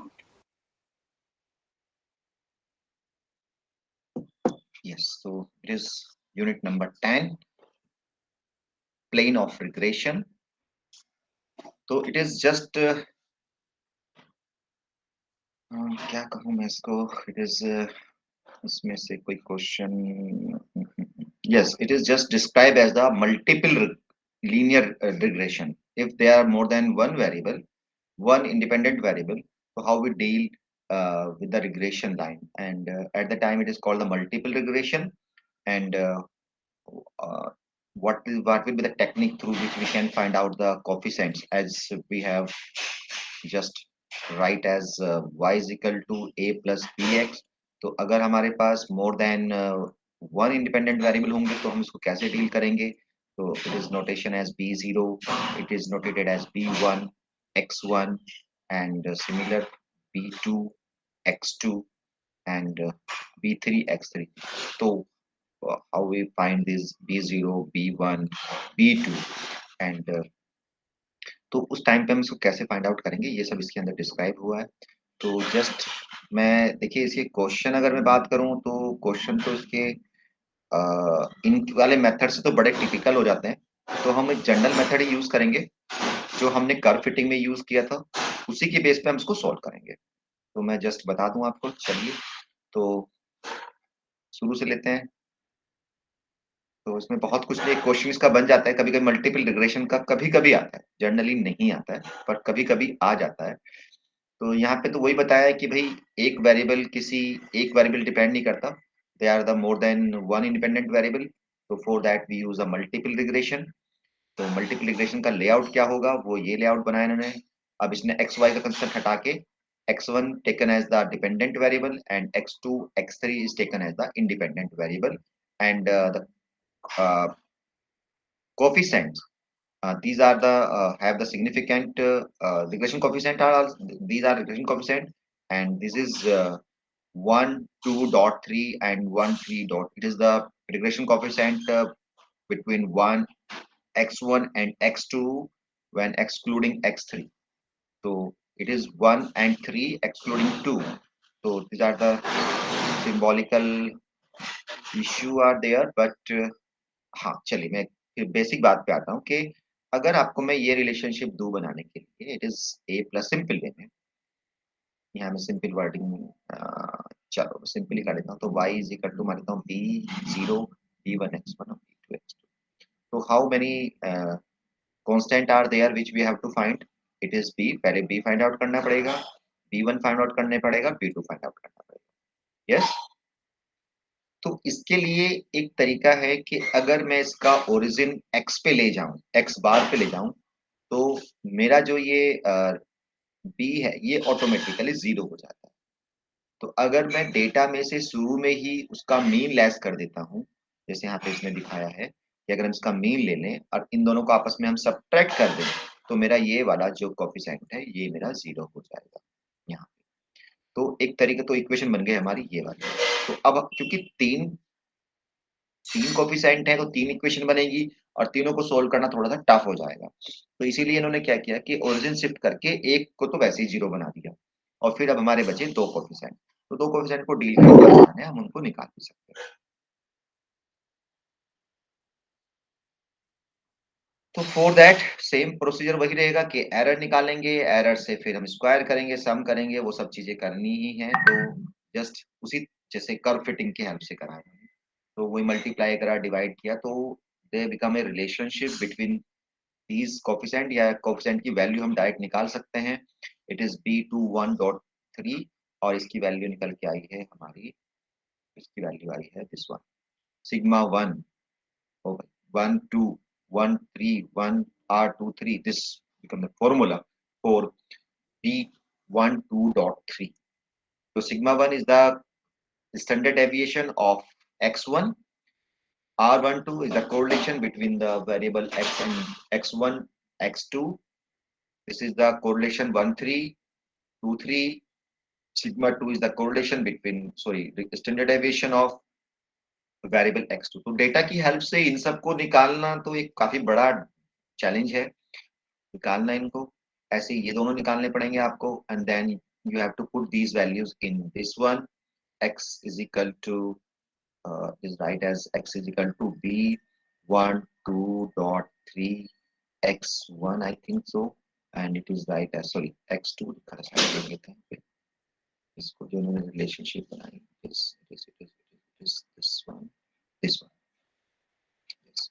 तो इट इज x1 और इधर लिया इन्होंने x2 और इसको लिया है 1 और 3 के लिए, तो 13.2 एंड x3।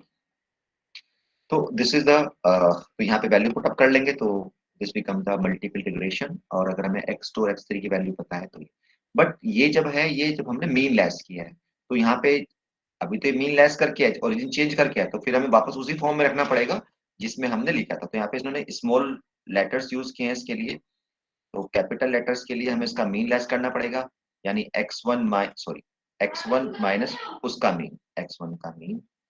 तो ऐसे यहाँ पे रखेंगे, तो ये थोड़ा सा टिपिकल हो जाता है। तो बेटर है, ऐसा नहीं कि क्वेश्चन नहीं आया हुआ, एग्जाम्पल 1 आया हुआ है इसका, अभी लास्ट ईयर ही आया था, एग्जाम्पल 1 आया हुआ है इसका। एक एग्जाम्पल है, एक ये है इसमें, तो ये दोनों आपने करने तो है ही, ऐसे नहीं छोड़ सकते इनको। पर थोड़ा सा ये तो इसमें शायद इसमें इसका सॉल्यूशन गलत हो रहा है, तो इसको आप अपने अकॉर्डिंग करिएगा।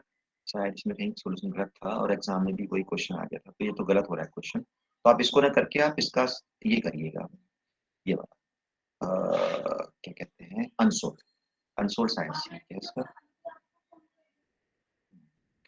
तो चलिए, तो कैसे करेंगे इसको हम, देखिए सबसे पहले तो वैसे तो रिग्रेशन लाइन अगर हम इनके बीच में बनाते तो हमारी रिग्रेशन लाइन बनती।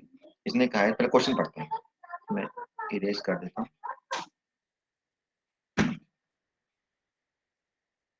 दो तरीके हैं इसको करने के, जो आपको पसंद हो वो तरीका आप यूज कर सकते हैं।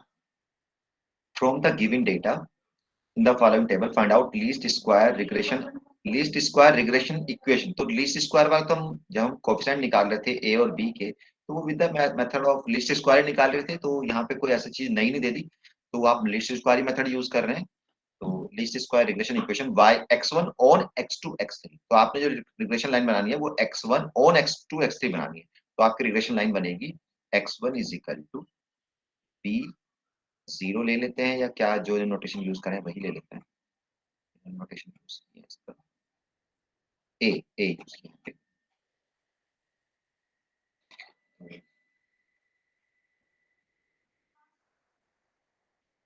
इट इज a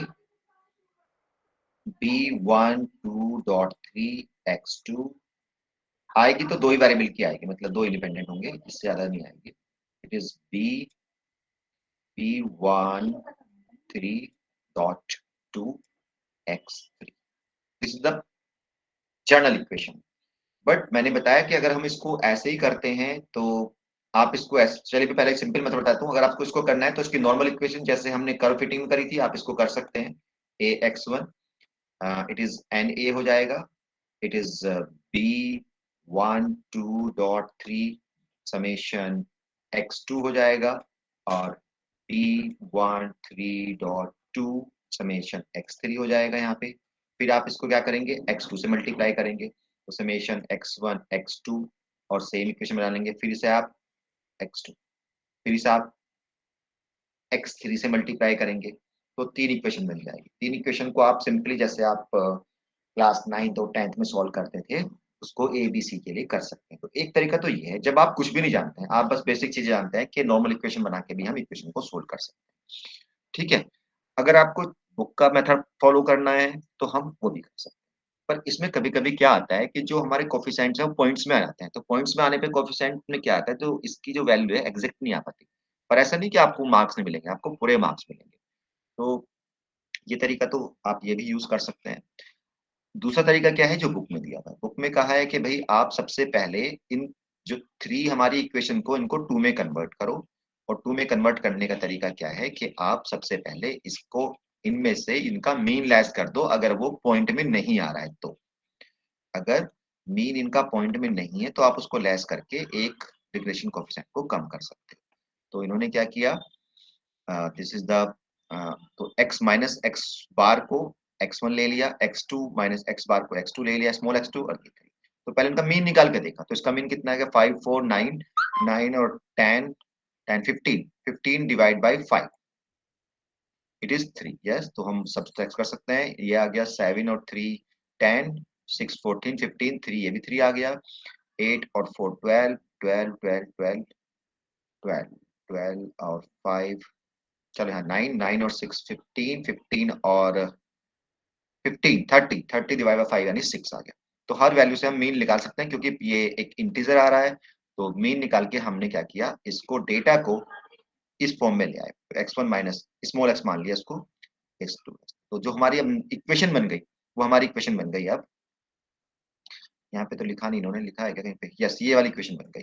अब हमें we have to find out the value of this and this. तो इसका फॉर्मूला बुकलेट में मिल जाएगा. ये दिया हुआ है, इसका फॉर्मूला ही दिया. तो अब हमें फाइंड आउट फाइनली हमें क्या निकालना है, हमें इनके स्टैंडर्ड डेविएशन निकालना है, 1 का भी 2 का भी 3 का भी. और फिर हमें इनके बीच में कोरिलेशन निकालनी है. ठीक है. तो अब हम इनके बीच में अगर हम स्टैंडर्ड डेविएशन निकालते हैं तो स्टैंडर्ड डेविएशन का फॉर्मूला क्या है, 1/n summation x minus X bar. पर x माइनस एक्स बार का square, x minus X bar को तो हमने कह दिया इट इज स्मॉल x. अगर हम 1 की बात कर रहे हैं तो इट इज स्मॉल x1. तो इसका मतलब जो वेरिएंस का फॉर्मूला बना हमारा इस बार बन गया समेशन स्मॉल x1 का स्क्वायर. तो स्मॉल x1 हमारे पास है, उसका स्क्वायर कर देते हैं. तो उसका स्क्वायर भी हमने निकाल लिया. ऐसे ही इसका स्क्वायर निकाल लिया, इसका स्क्वायर निकाल लिया. अब हमें चाहिए कोरिलेशन. कोरिलेशन का फॉर्मूला है इट इज समेशन, अगर बेसिक फार्मूला करूं तो मैंने x माइनस एक्स बार y, अगर मैं 1 की बात कर रहा हूं तो 1 की 1 से, तो ये हो जाएगा x2 minus x2 bar upon sigma x1 या 1 कहा है इसको तो सिग्मा x2. इसको फिर आपने क्या कहा है, इसको तो स्मॉल x कहा है तो it is small x1 small x2 upon sigma x1 sigma x2. तो यानी स्मॉल x और y की मल्टीप्लाई करनी है. तो ये स्मॉल x, तो ये चेंज करने से अगर हम हर डेटा से मीन लेस कर ले तो सबके फॉर्मूले बड़ा इजी हो जाते हैं निकालना. तो देखिए यहाँ पे वेरिएंस का फॉर्मूला ये बन गया और आप कोवेरिएंस का देखेंगे तो सिंपल ये बन गया. तो बड़ा आसान हो गया इसको करना.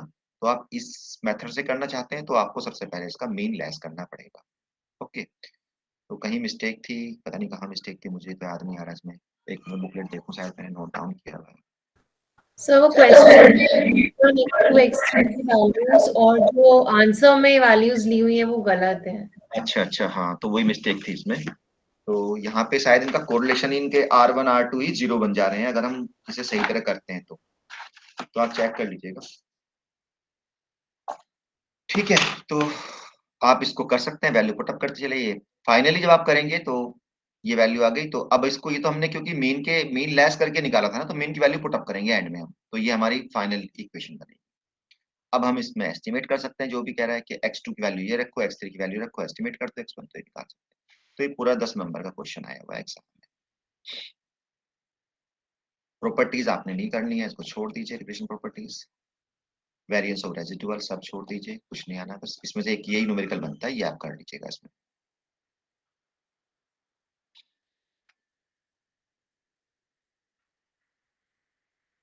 ठीक है, चलिए तो फिर लेते हैं हम नेक्स्ट 2 यूनिट भी मैं करा देता हूँ, क्योंकि वो बहुत इजी है। उसमें केवल फार्मूला डेरिवेशन तो है नहीं आपके एग्जाम में, केवल फार्मूला हैं। तो फार्मूला में समझा देता हूँ कि कंसेप्ट क्या है, बाकी और कुछ नहीं। सबसे इजीएस्ट वे दोनों यूनिट्स हैं, unit number 11 and unit number 12, multiple correlation. तो जैसे मल्टीपल रिग्रेशन का कंसेप्ट है, अगर मोर देन वन वेरिएबल है इंडिपेंडेंट, तो we use the terminology as multiple regression instead of simple regression. ऐसे ही हम कोरिलेशन अगर हम वन के बीच में ना देख के टू और मोर देन टू के बीच में अगर हम देख रहे हैं, तो it is called the multiple correlation. तो मल्टीपल कोरिलेशन का जो फॉर्मूला है इज सिंपल। मल्टीपल कोरिलेशन का फॉर्मूला है, क्योंकि डेरिवेशन तो आपके इसमें नहीं है, तो हम सिंपल केवल फार्मूले के ऊपर जंप कर जाते हैं। कि फार्मूला क्या है, इट इज मल्टीपल रिप्रेजेंट या this is the formula for multiple correlation 1.23। Okay, अभी मैं इसका सिंबॉलिकली मीनिंग समझाता हूँ कि 1.23 का मतलब क्या है यहाँ पे। जी, मैंने इसको किसी और फॉर्मेट में खोल दिया, एक मिनट में टाइम दीजिए, मैं दूसरा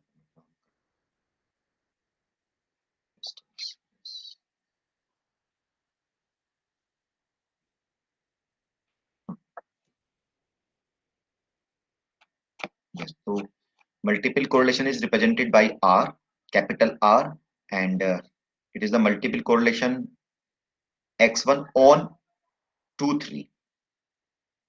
ओके, ऐसे ही सभी बन सकती हैं, R2.12, R3.12 and similarly same ये चेंज हो जाएगा। अगर ये 1.23 का फॉर्मूला है तो 1 का पहले 2 के साथ लें, 1 का फिर 3 के साथ लें, माइनस तीनों का प्रोडक्ट, और नीचे जो ऊपर नहीं था स्क्वायर वो नीचे आएगा। तो ऊपर 1 2 था, 1 3 था, तो ये 2 3।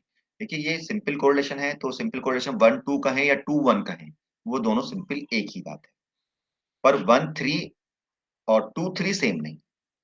तो ये जस्ट आपको क्या करेगा, एग्जाम में अगर क्वेश्चन देता है, या तो इनकी डायरेक्ट वैल्यू दे देगा, R12 ये है, R13 है, या वो डेटा देके सबसे पहले आपसे ये निकलवाएगा इनके बीच में, और फिर मल्टीपल कोरिलेशन।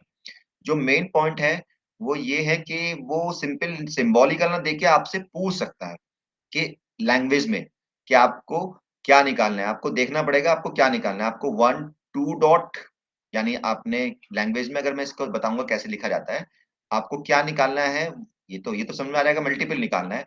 पर आपको 2.13 निकालना है, या R3.12 निकालना है, या R1.23 निकालना है। ये आपको लैंग्वेज के अकॉर्डिंग पता होना चाहिए कि ये किसकी बात कर रहा है। ठीक है, बस फार्मूला तो बुकलेट में है ही, वो तो कोई मैटर नहीं है। एक एग्जाम में कभी कभी स्क्वायर रूट लगाना छोड़ देते हैं, तो ये आप देख लीजिएगा।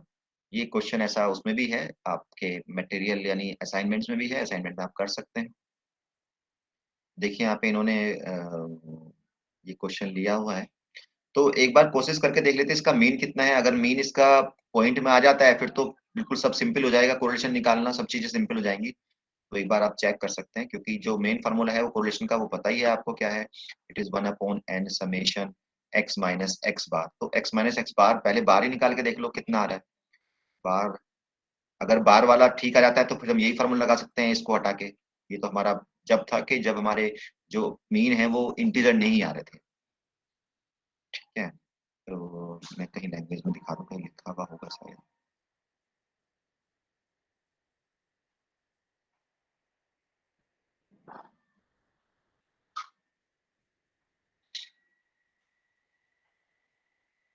चलिए मैं आपको फिर यहाँ एक कुछ और दूसरा कंसेप्ट बता रहा हूँ, जिसके बेस पे ये सिंबॉलिकली नोटेशन यूज किए हुए हैं। वो है, यहाँ से आपको समझ आ जाएगा।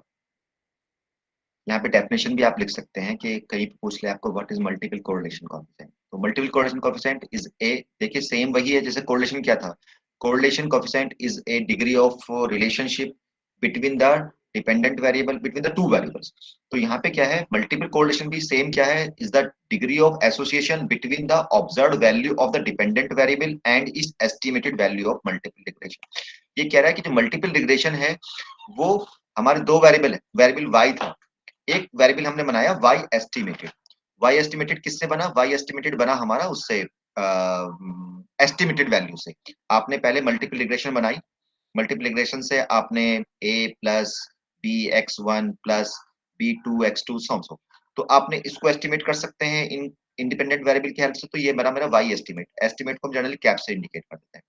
तो अगर हम इन दोनों के बीच में अगर हम कोरिलेशन निकालते हैं, ये कौन सी है, ऑब्जर्व वैल्यू है and this is the estimated value, और एस्टिमेट किससे की है, रिग्रेशन लाइन से की हुई है। अगर इन दोनों के बीच में अगर हम रिलेशनशिप निकालते हैं या डिग्री ऑफ रिलेशनशिप निकालते हैं तो it is called the multiple correlation coefficient. अगर आप क्या बता सकते हैं कि y और y हेड क्या सेम डायरेक्शन में चलेंगे, क्या ये इनके बीच में नेगेटिव कोरिलेशन होगी क्या पॉजिटिव कोरिलेशन होगी? अगर आप y को एस्टिमेट कर रहे हो और y की ऑब्जर्व वैल्यू ले रहे हो तो उनके बीच में कोरिलेशन कैसी होनी चाहिए, पॉजिटिव, नेगेटिव या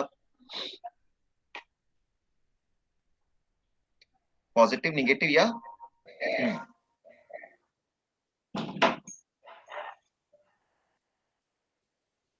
मेरा मतलब समझ में आया? नहीं आया मैं दोबारा बता देता हूँ, चलिए एक बार दोबारा बताता हूँ फिर आप बताइएगा प्लीज। ये मेरा y था और मैंने इनके बीच में रिलेशनशिप बनाई x के और y के, और मेरी y की वैल्यू मैं एस्टिमेट कर सकता हूँ क्योंकि रिग्रेशन एनालिसिस से x की वैल्यू पुट अप करो y की वैल्यू निकल जाएगी। तो इसको वाइट किया, तो इन दोनों की वैल्यू क्या बहुत डिस्टिंक्ट होंगी, पास होंगी या बिल्कुल अपोजिट होंगी, क्या होंगी? सर इन दोनों की वैल्यू हम पॉजिटिव लेंगे।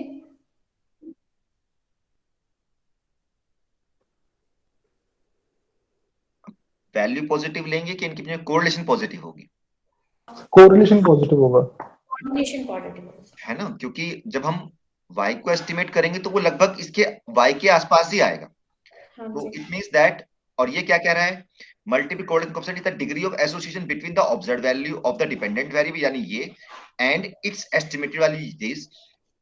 तो इनके बीच में जो कोरिलेशन होगी वो हमेशा क्या होगी, पॉजिटिव होगी। तो इसलिए मल्टीपल कोरिलेशन r जो है always greater than 0।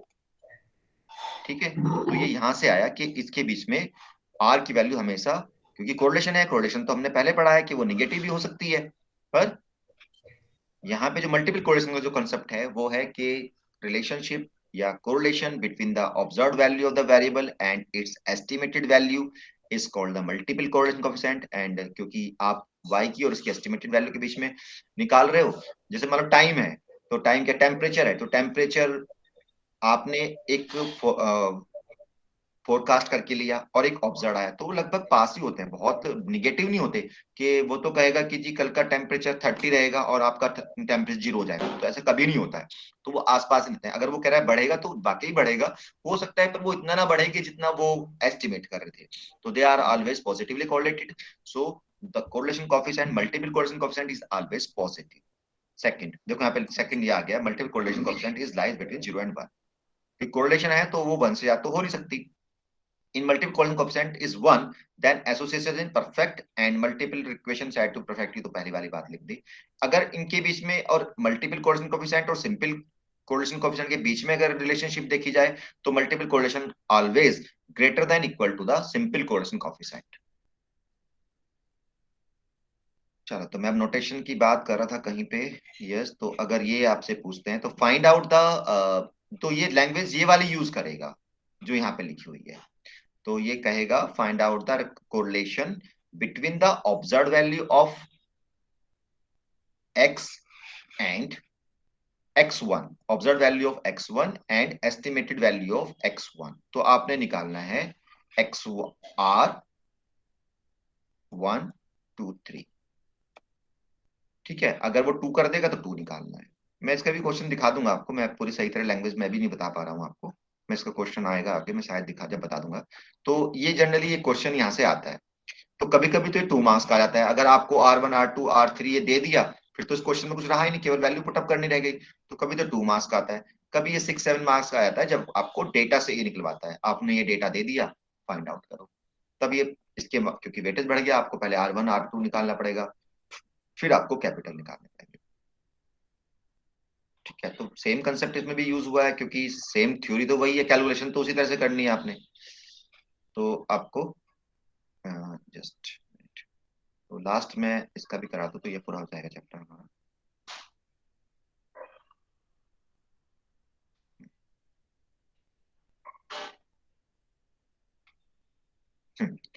Partial coefficient coefficient. अब देखिए कभी कभी क्या होता है कि जो वेरिएबल्स हैं, जैसे एक सिंपल एग्जांपल मैं अगर बताऊं, जस्ट अ मिनट,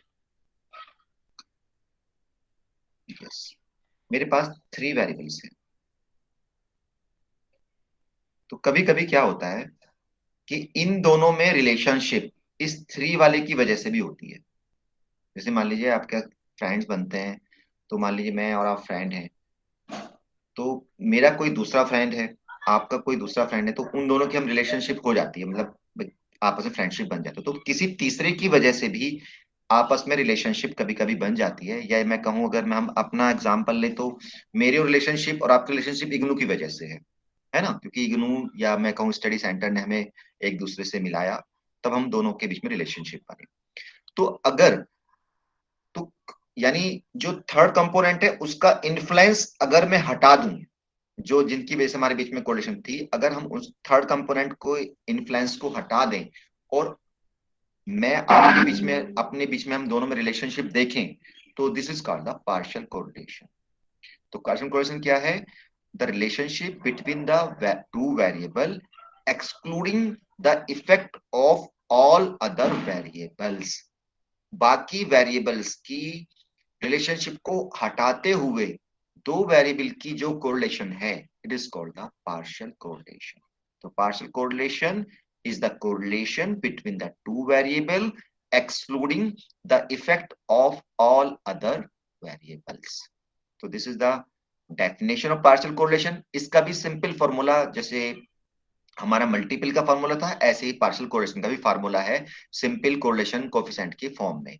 तो बस आपने वही लगाना है। तो दिस इज अगेन थ्योरी, तो इसका तो यूज ही नहीं करना हमें, सिंपल हमें बस केवल क्या यूज करना है, हमें फॉर्मूला ये है हमारा। तो this is the relation correlation coefficient between 1 and 2 excluding the effect of 3। तो 3 के इफेक्ट को हटाते हुए 1 और 2 के बीच में relationship is called the partial correlation, and इसका सिंपल फॉर्मूला है। तो केवल आपने फॉर्मूले वैल्यू पुट अप करनी है, बस इसमें आपको ये पता होना चाहिए क्या है। तो यहाँ पे मैं बता रहा था, जैसे लैंग्वेज मैंने मल्टीपल की तो मुझे समझ नहीं आया तो उस टाइम पे क्या हो गया, पर पार्शियल कोरिलेशन की बनेगी the correlation between the variable. मान लीजिए आपको दे दिया 3 वेरिएबल्स ले लेते हैं, प्राइस और प्राइस, ट्रांसपोर्ट कॉस्ट, और मान लेते हैं ट्रांसपोर्ट कॉस्ट और ले ली, और रॉ मटेरियल की कॉस्ट ले ली। तो relationship between the price and raw material excluding the transport cost. तो इन दोनों के बीच में, तो जो आप इनको नाम दे रहे हैं, 1 दे रहे हैं, इसको 3 दे रहे हैं, इसको 2 दे रहे हैं, तो आपने निकालना पड़ेगा R13 डॉट, यानी 1 और 3 के बीच में रिलेशनशिप करनी है, इसको एक्सक्लूड करते हुए। तो डेटा में अगर बाय द वे आपको करना है वैसे सिंपल, तो कैसे इसको एक्सक्लूड कर सकते हैं? ये प्राइस है, ये मेरा ट्रांसपोर्ट कॉस्ट है, ये मेरा रॉ मटेरियल। तो ट्रांसपोर्ट कॉस्ट ऐसे में वो ले लूं जिसमें ट्रांसपोर्ट जो हमारी है वो सेम है, तो इसका इन्फ्लुएंस खत्म हो जाएगा क्योंकि सब में सेम ले लिया आपने, तब इनके बीच में कोरिलेशन निकाल सकते हैं। पर बाकी अगर सिंपल डेटा दिया हुआ तो इस डेटा की हेल्प से हम इस फॉर्मूले की हेल्प से भी निकाल सकते हैं। तो इसकी कुछ प्रॉपर्टीज हैं। प्रॉपर्टीज जनरली एग्जाम में लिखने के लिए तो नहीं आती, पर फिर भी मैं 2-3 प्रॉपर्टी बता देता हूँ आपको। नहीं प्रॉपर्टी थी तो प्रॉपर्टी नहीं है जस्ट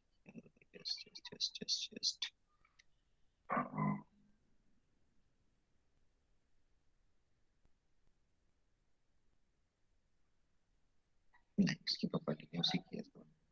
ठीक है, तो ये इसका कंसेप्ट है, आप इसको भी कर लीजिएगा। केवल फॉर्मूले ही है, फॉर्मूला बुकलेट में अवेलेबल है, तो इससे इतना घबराने की जरूरत नहीं है आपको। केवल आपने बस ये तो आना ही चाहिए आपको निकालना, 1 2 3 3 2 1, क्योंकि इनके बिना तो आपका क्वेश्चन। चलिए और बताइए, इसमें कुछ पूछना है किसी को? No, sir. I have a doubt related to multiple correlation. Hmm. I was not able to understand when we use that R123 and R321. Like, how do we distinguish between them Hmm. in the concept of multiple correlation? ठीक है, चलिए वापस चलते हैं। इसमें actually कहीं पे कुछ मिस है, मैंने कभी पिछली बार किसी और से पढ़ाया था। चलिए, मुझे आप इसके लिए मैं कल बात करूंगा, या कल तो मुझे शायद टाइम ना मिल पाए, तो मैं नेक्स्ट में बताऊंगा आपको कि मैं किसी और बुक से पढ़ाता हूँ, इसमें इतना क्लियर अच्छे से नहीं है, तो मैं हेल्प किसी और बुक से बात करता हूँ, तो मैं इसको नेक्स्ट में लूंगा कल, तो क्योंकि मुझे टाइम नहीं लगेगा आज पढ़ने का। ठीक है, तो मल्टीपल को आप फिलहाल साइड रख दीजिए। पार्शियल के लिए कोई क्वेश्चन हो तो मुझसे पूछ सकते No, sir. Thank you. Partial correlation में इन्होंने एक एग्जांपल 3 दिया है जो शॉर्टकट मेथड से सॉल्व करा हुआ है, हैं। तो ये हम उसमें मल्टीपल में भी कर सकते हैं ना, कोई दिक्कत कर तो सकते नहीं? हैं, कर सकते हैं, पर बेटर है कि हम लोग मीन से ही सब्ट्रैक्ट करें, तो मीन से सब्ट्रैक्ट करने पे हमारे फॉर्मूले सारे सिंपल कन्वर्ट हो जाते हैं। अगर हम किसी ओके अदर उससे करेंगे तो वो सारे फार्मूले फिर हमें मतलब बड़े फार्मूले ही यूज होंगे। ओके, मतलब अगर मीन मेरा पॉइंट्स में आ रहा है तो I can use this D वाला। हाँ, ये वाला यूज करेंगे आप, अदरवाइज आप एक्स माइनस एक्स बार वाला यूज करें, वो सिंपल जल्दी रिजल्ट देता है। तो मीन के ऊपर है, कुछ मीन देखिए आप निकाल के पहले कैसा है। जनरल हम कोशिश करते हैं कि मीन आपका इंटीजर हो, अगर एग्जाम में हम क्वेश्चन देते हैं जनरल, ओके क्योंकि देखिए इसमें यहाँ पे इसने किसी और पॉइंट से ले लिया, 60 से ले लिया है ना, आर्बिट्रेरी पॉइंट से, तो फिर फॉर्मूले में तो कोई भी फर्क नहीं पड़ा। अगर यही मीन से हो जाता तो हमारे सारे फॉर्मूले इजी हो जाते इधर लगाना। तो आप देख लीजिए जैसा भी आपको ठीक लगे। और कोई एनी क्वेश्चन?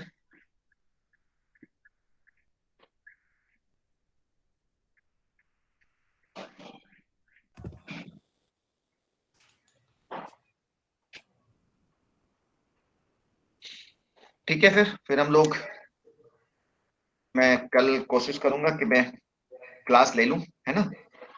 Okay sir. तो हमारा थ्योरी ऑफ एट्रीब्यूट बचा है। आपका असाइनमेंट का क्या कंडीशन है इसकी? सर असाइनमेंट का जो एमएसटी 002 है ना, उसके क्वेश्चंस आप एक बार रीड करके बता देंगे हमें कौन से चैप्टर से हेल्प मिल सकती है उसको सॉल्व करने हाँ, में? मैं बता सकता हूँ। MST 2 मेरे पास असाइनमेंट है, एक मिनट मैं ओपन कर लेता हूँ असाइनमेंट।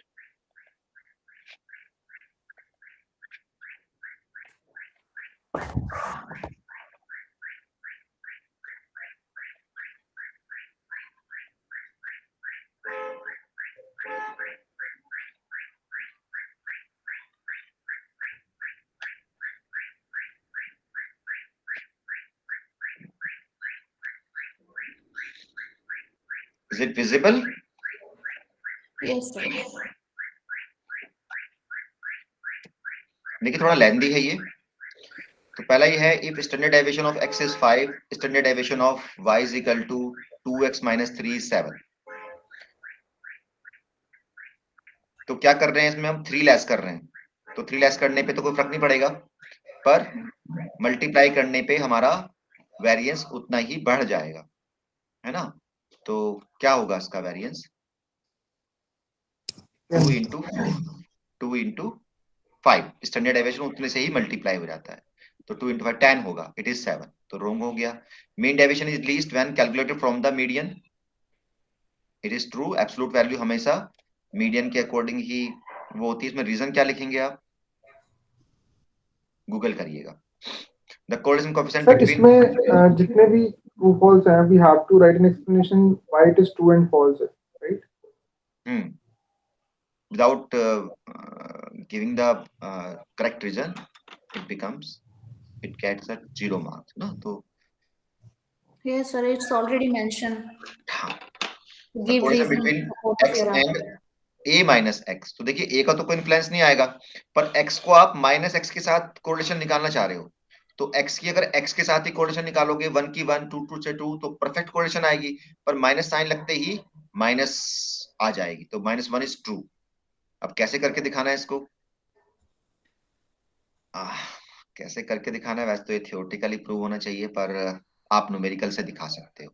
एक आप x का डेटा लीजिए, 1 2 3 जो भी आपने लेना, बिल्कुल सिंपलेस्ट ले लीजिए, दो तीन 3 वैल्यू का ले लीजिए, 1 0 1 ले सकते हैं, और ए को कुछ मान लीजिए 2 मान लीजिए। फिर मैं लिख के दिखा देता हूँ, आप सिंपली से ऐसे भी कर सकते हैं। एक्स को आपने मान लिया सिंपल 0 1 2 मान लिया, जिससे हमारी कैलकुलेशन इजी हो जाए। ए को मान लेते हैं हम 2 मान लेते हैं सपोज, या 1 मान लेते हैं, जो भी आपने माना, 1 माइनस एक्स कर लेते हैं। तो 1 माइनस एक्स कितना होगा, 2 माइनस एक्स, तो इट इज 1 ले ले, बेटर रहेगा, इजी हो जाएगा। तो 1 1 में से 1 गया 0 1। अब इसको मान लीजिए y, अब इनके बीच में x, ये अब इस सबको भूल जाइए, तो अब डेटा बन गया आपका x और y। x होगा 0 1 2 और y हो गया आपका 1 0 1। तो आप निकाल के देखेंगे तो r की वैल्यू कितनी आ जाएगी, वो -1 की आ जाएगी। बस प्रूव हो गया। इस सिंपल डेटा की हेल्प से कर दीजिए आप। ऐसे ही इसको भी कर सकते हो आप। नहीं, ये तो डेटा नहीं दिया हुआ ना, सिंपलीफाई दिया हुआ, ठीक है।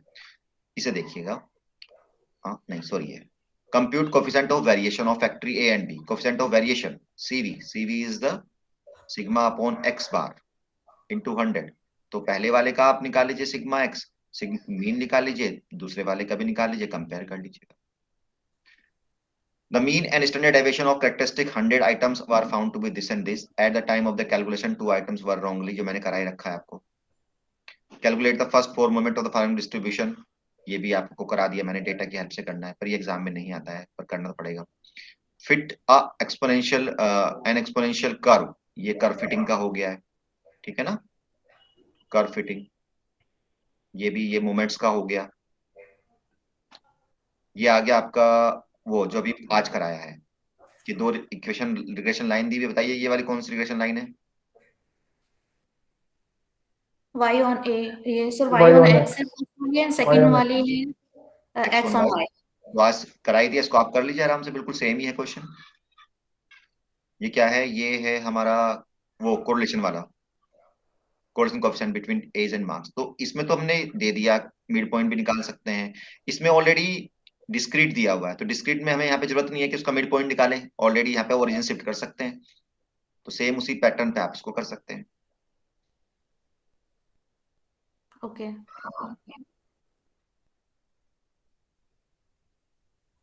कैलकुलेट द एवरेज प्राइस पर पेंसिल, प्राइस पर पेंसिल मनी स्पेंड, क्या निकालेंगे यहाँ पे? An individual purchase 3 quantities of pencil, the relevant data are given by, calculate the average price per pencil।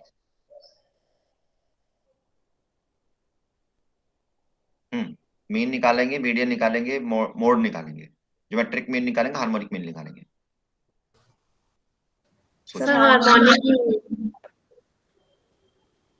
Harmonic mean हाँ जी क्यों? सर, सर क्योंकि हमारे पास टोटल हमारे पास आ जाएगा ना, टोटल कॉस्ट हमारा, अगर हम प्राइस और मनी को तीनों को ऐड करेंगे, देन उसके बाद क्या कहते हैं, हम अगर उसको टोटल क्वांटिटी से डिवाइड करेंगे, जो हमारी मनी स्पेंड बाय प्राइस से निकलेगी, तभी हमारा एवरेज प्राइस निकलेगा। ठीक है, ये उसका हो गया आपका, कल मैं इसको कराऊंगा। ये भी कल वाला हो गया, बस हो गया पूरा। 6 ही क्वेश्चन है इसमें, ठीक है। तो आप ये कर सकते हैं इजीली, ये कर सकते हैं, ये कर सकते हैं, ये कर सकते हैं, ये कर सकते हैं। आपको तो हो गया पूरा असाइनमेंट, बस ये एक क्वेश्चन ये बचा है और एक 6 बचा है बस। ये कल हो जाएंगे, बहुत इजी है ये, सबसे चैप्टर बहुत इजी है ये, थ्योरी ऑफ एट्रीब्यूट्स। और सर ये एट्रीब्यूट्स वाला मैंने एक बार देखा था, बट उसमें ना बुक में बस 1-2 क्वेश्चंस ही हैं, पर इसमें काफी ऐसे केस वाले क्वेश्चंस बनते हैं, जैसे असाइनमेंट में दिया है, तो देखिए वो थोड़ा हम असाइनमेंट का लेवल हाई रखते हैं, ओके असाइनमेंट का लेवल थोड़ा हाई रखा जाता है, क्वेश्चन मटेरियल से भी और क्वेश्चन पेपर से भी, है ना। तो चलिए कल को जब हम इसे करेंगे तो डिस्कस कर लेंगे, इसमें भी कुछ अगर दिखता है तो पहले पढ़ लीजिए, फिर इसको डिस्कस कर लेंगे। ओके ओके ये कहाँ तक हो गया आपका 3, सॉरी 1 भी पूरा हो गया होगा। नहीं सर अभी कंप्लीट नहीं हुआ, कर रहे हैं। अच्छा ठीक है, ये बता सकते हैं कौन सा है? Nominal, ordinal, interval, ratio scale, right, timing, waiting time for a बस।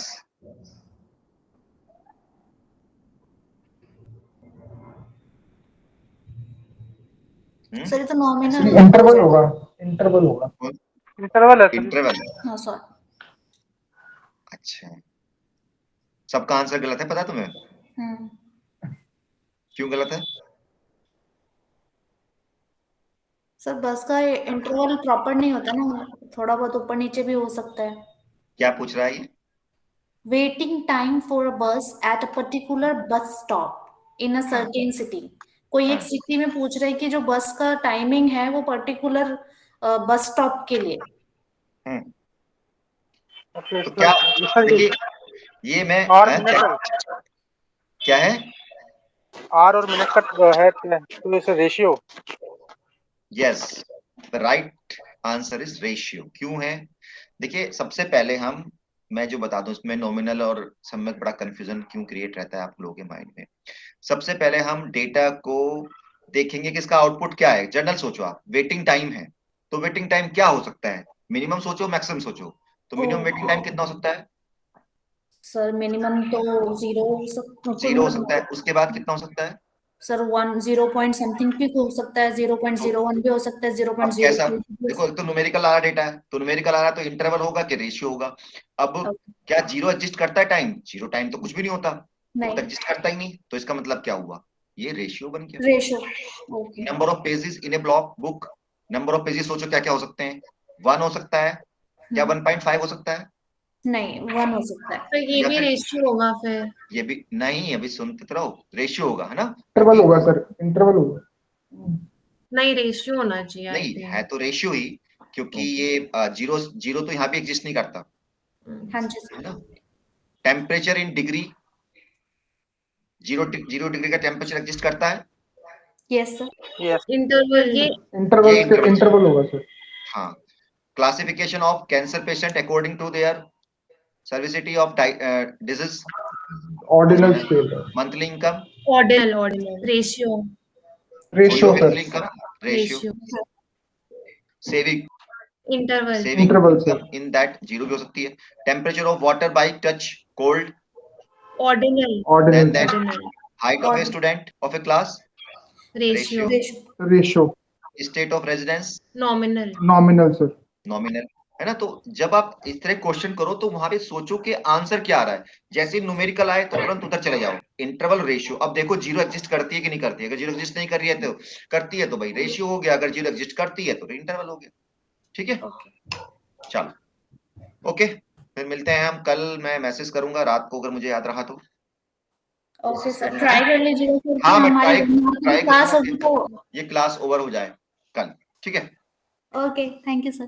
चल bye. Thank you sir. Good afternoon sir.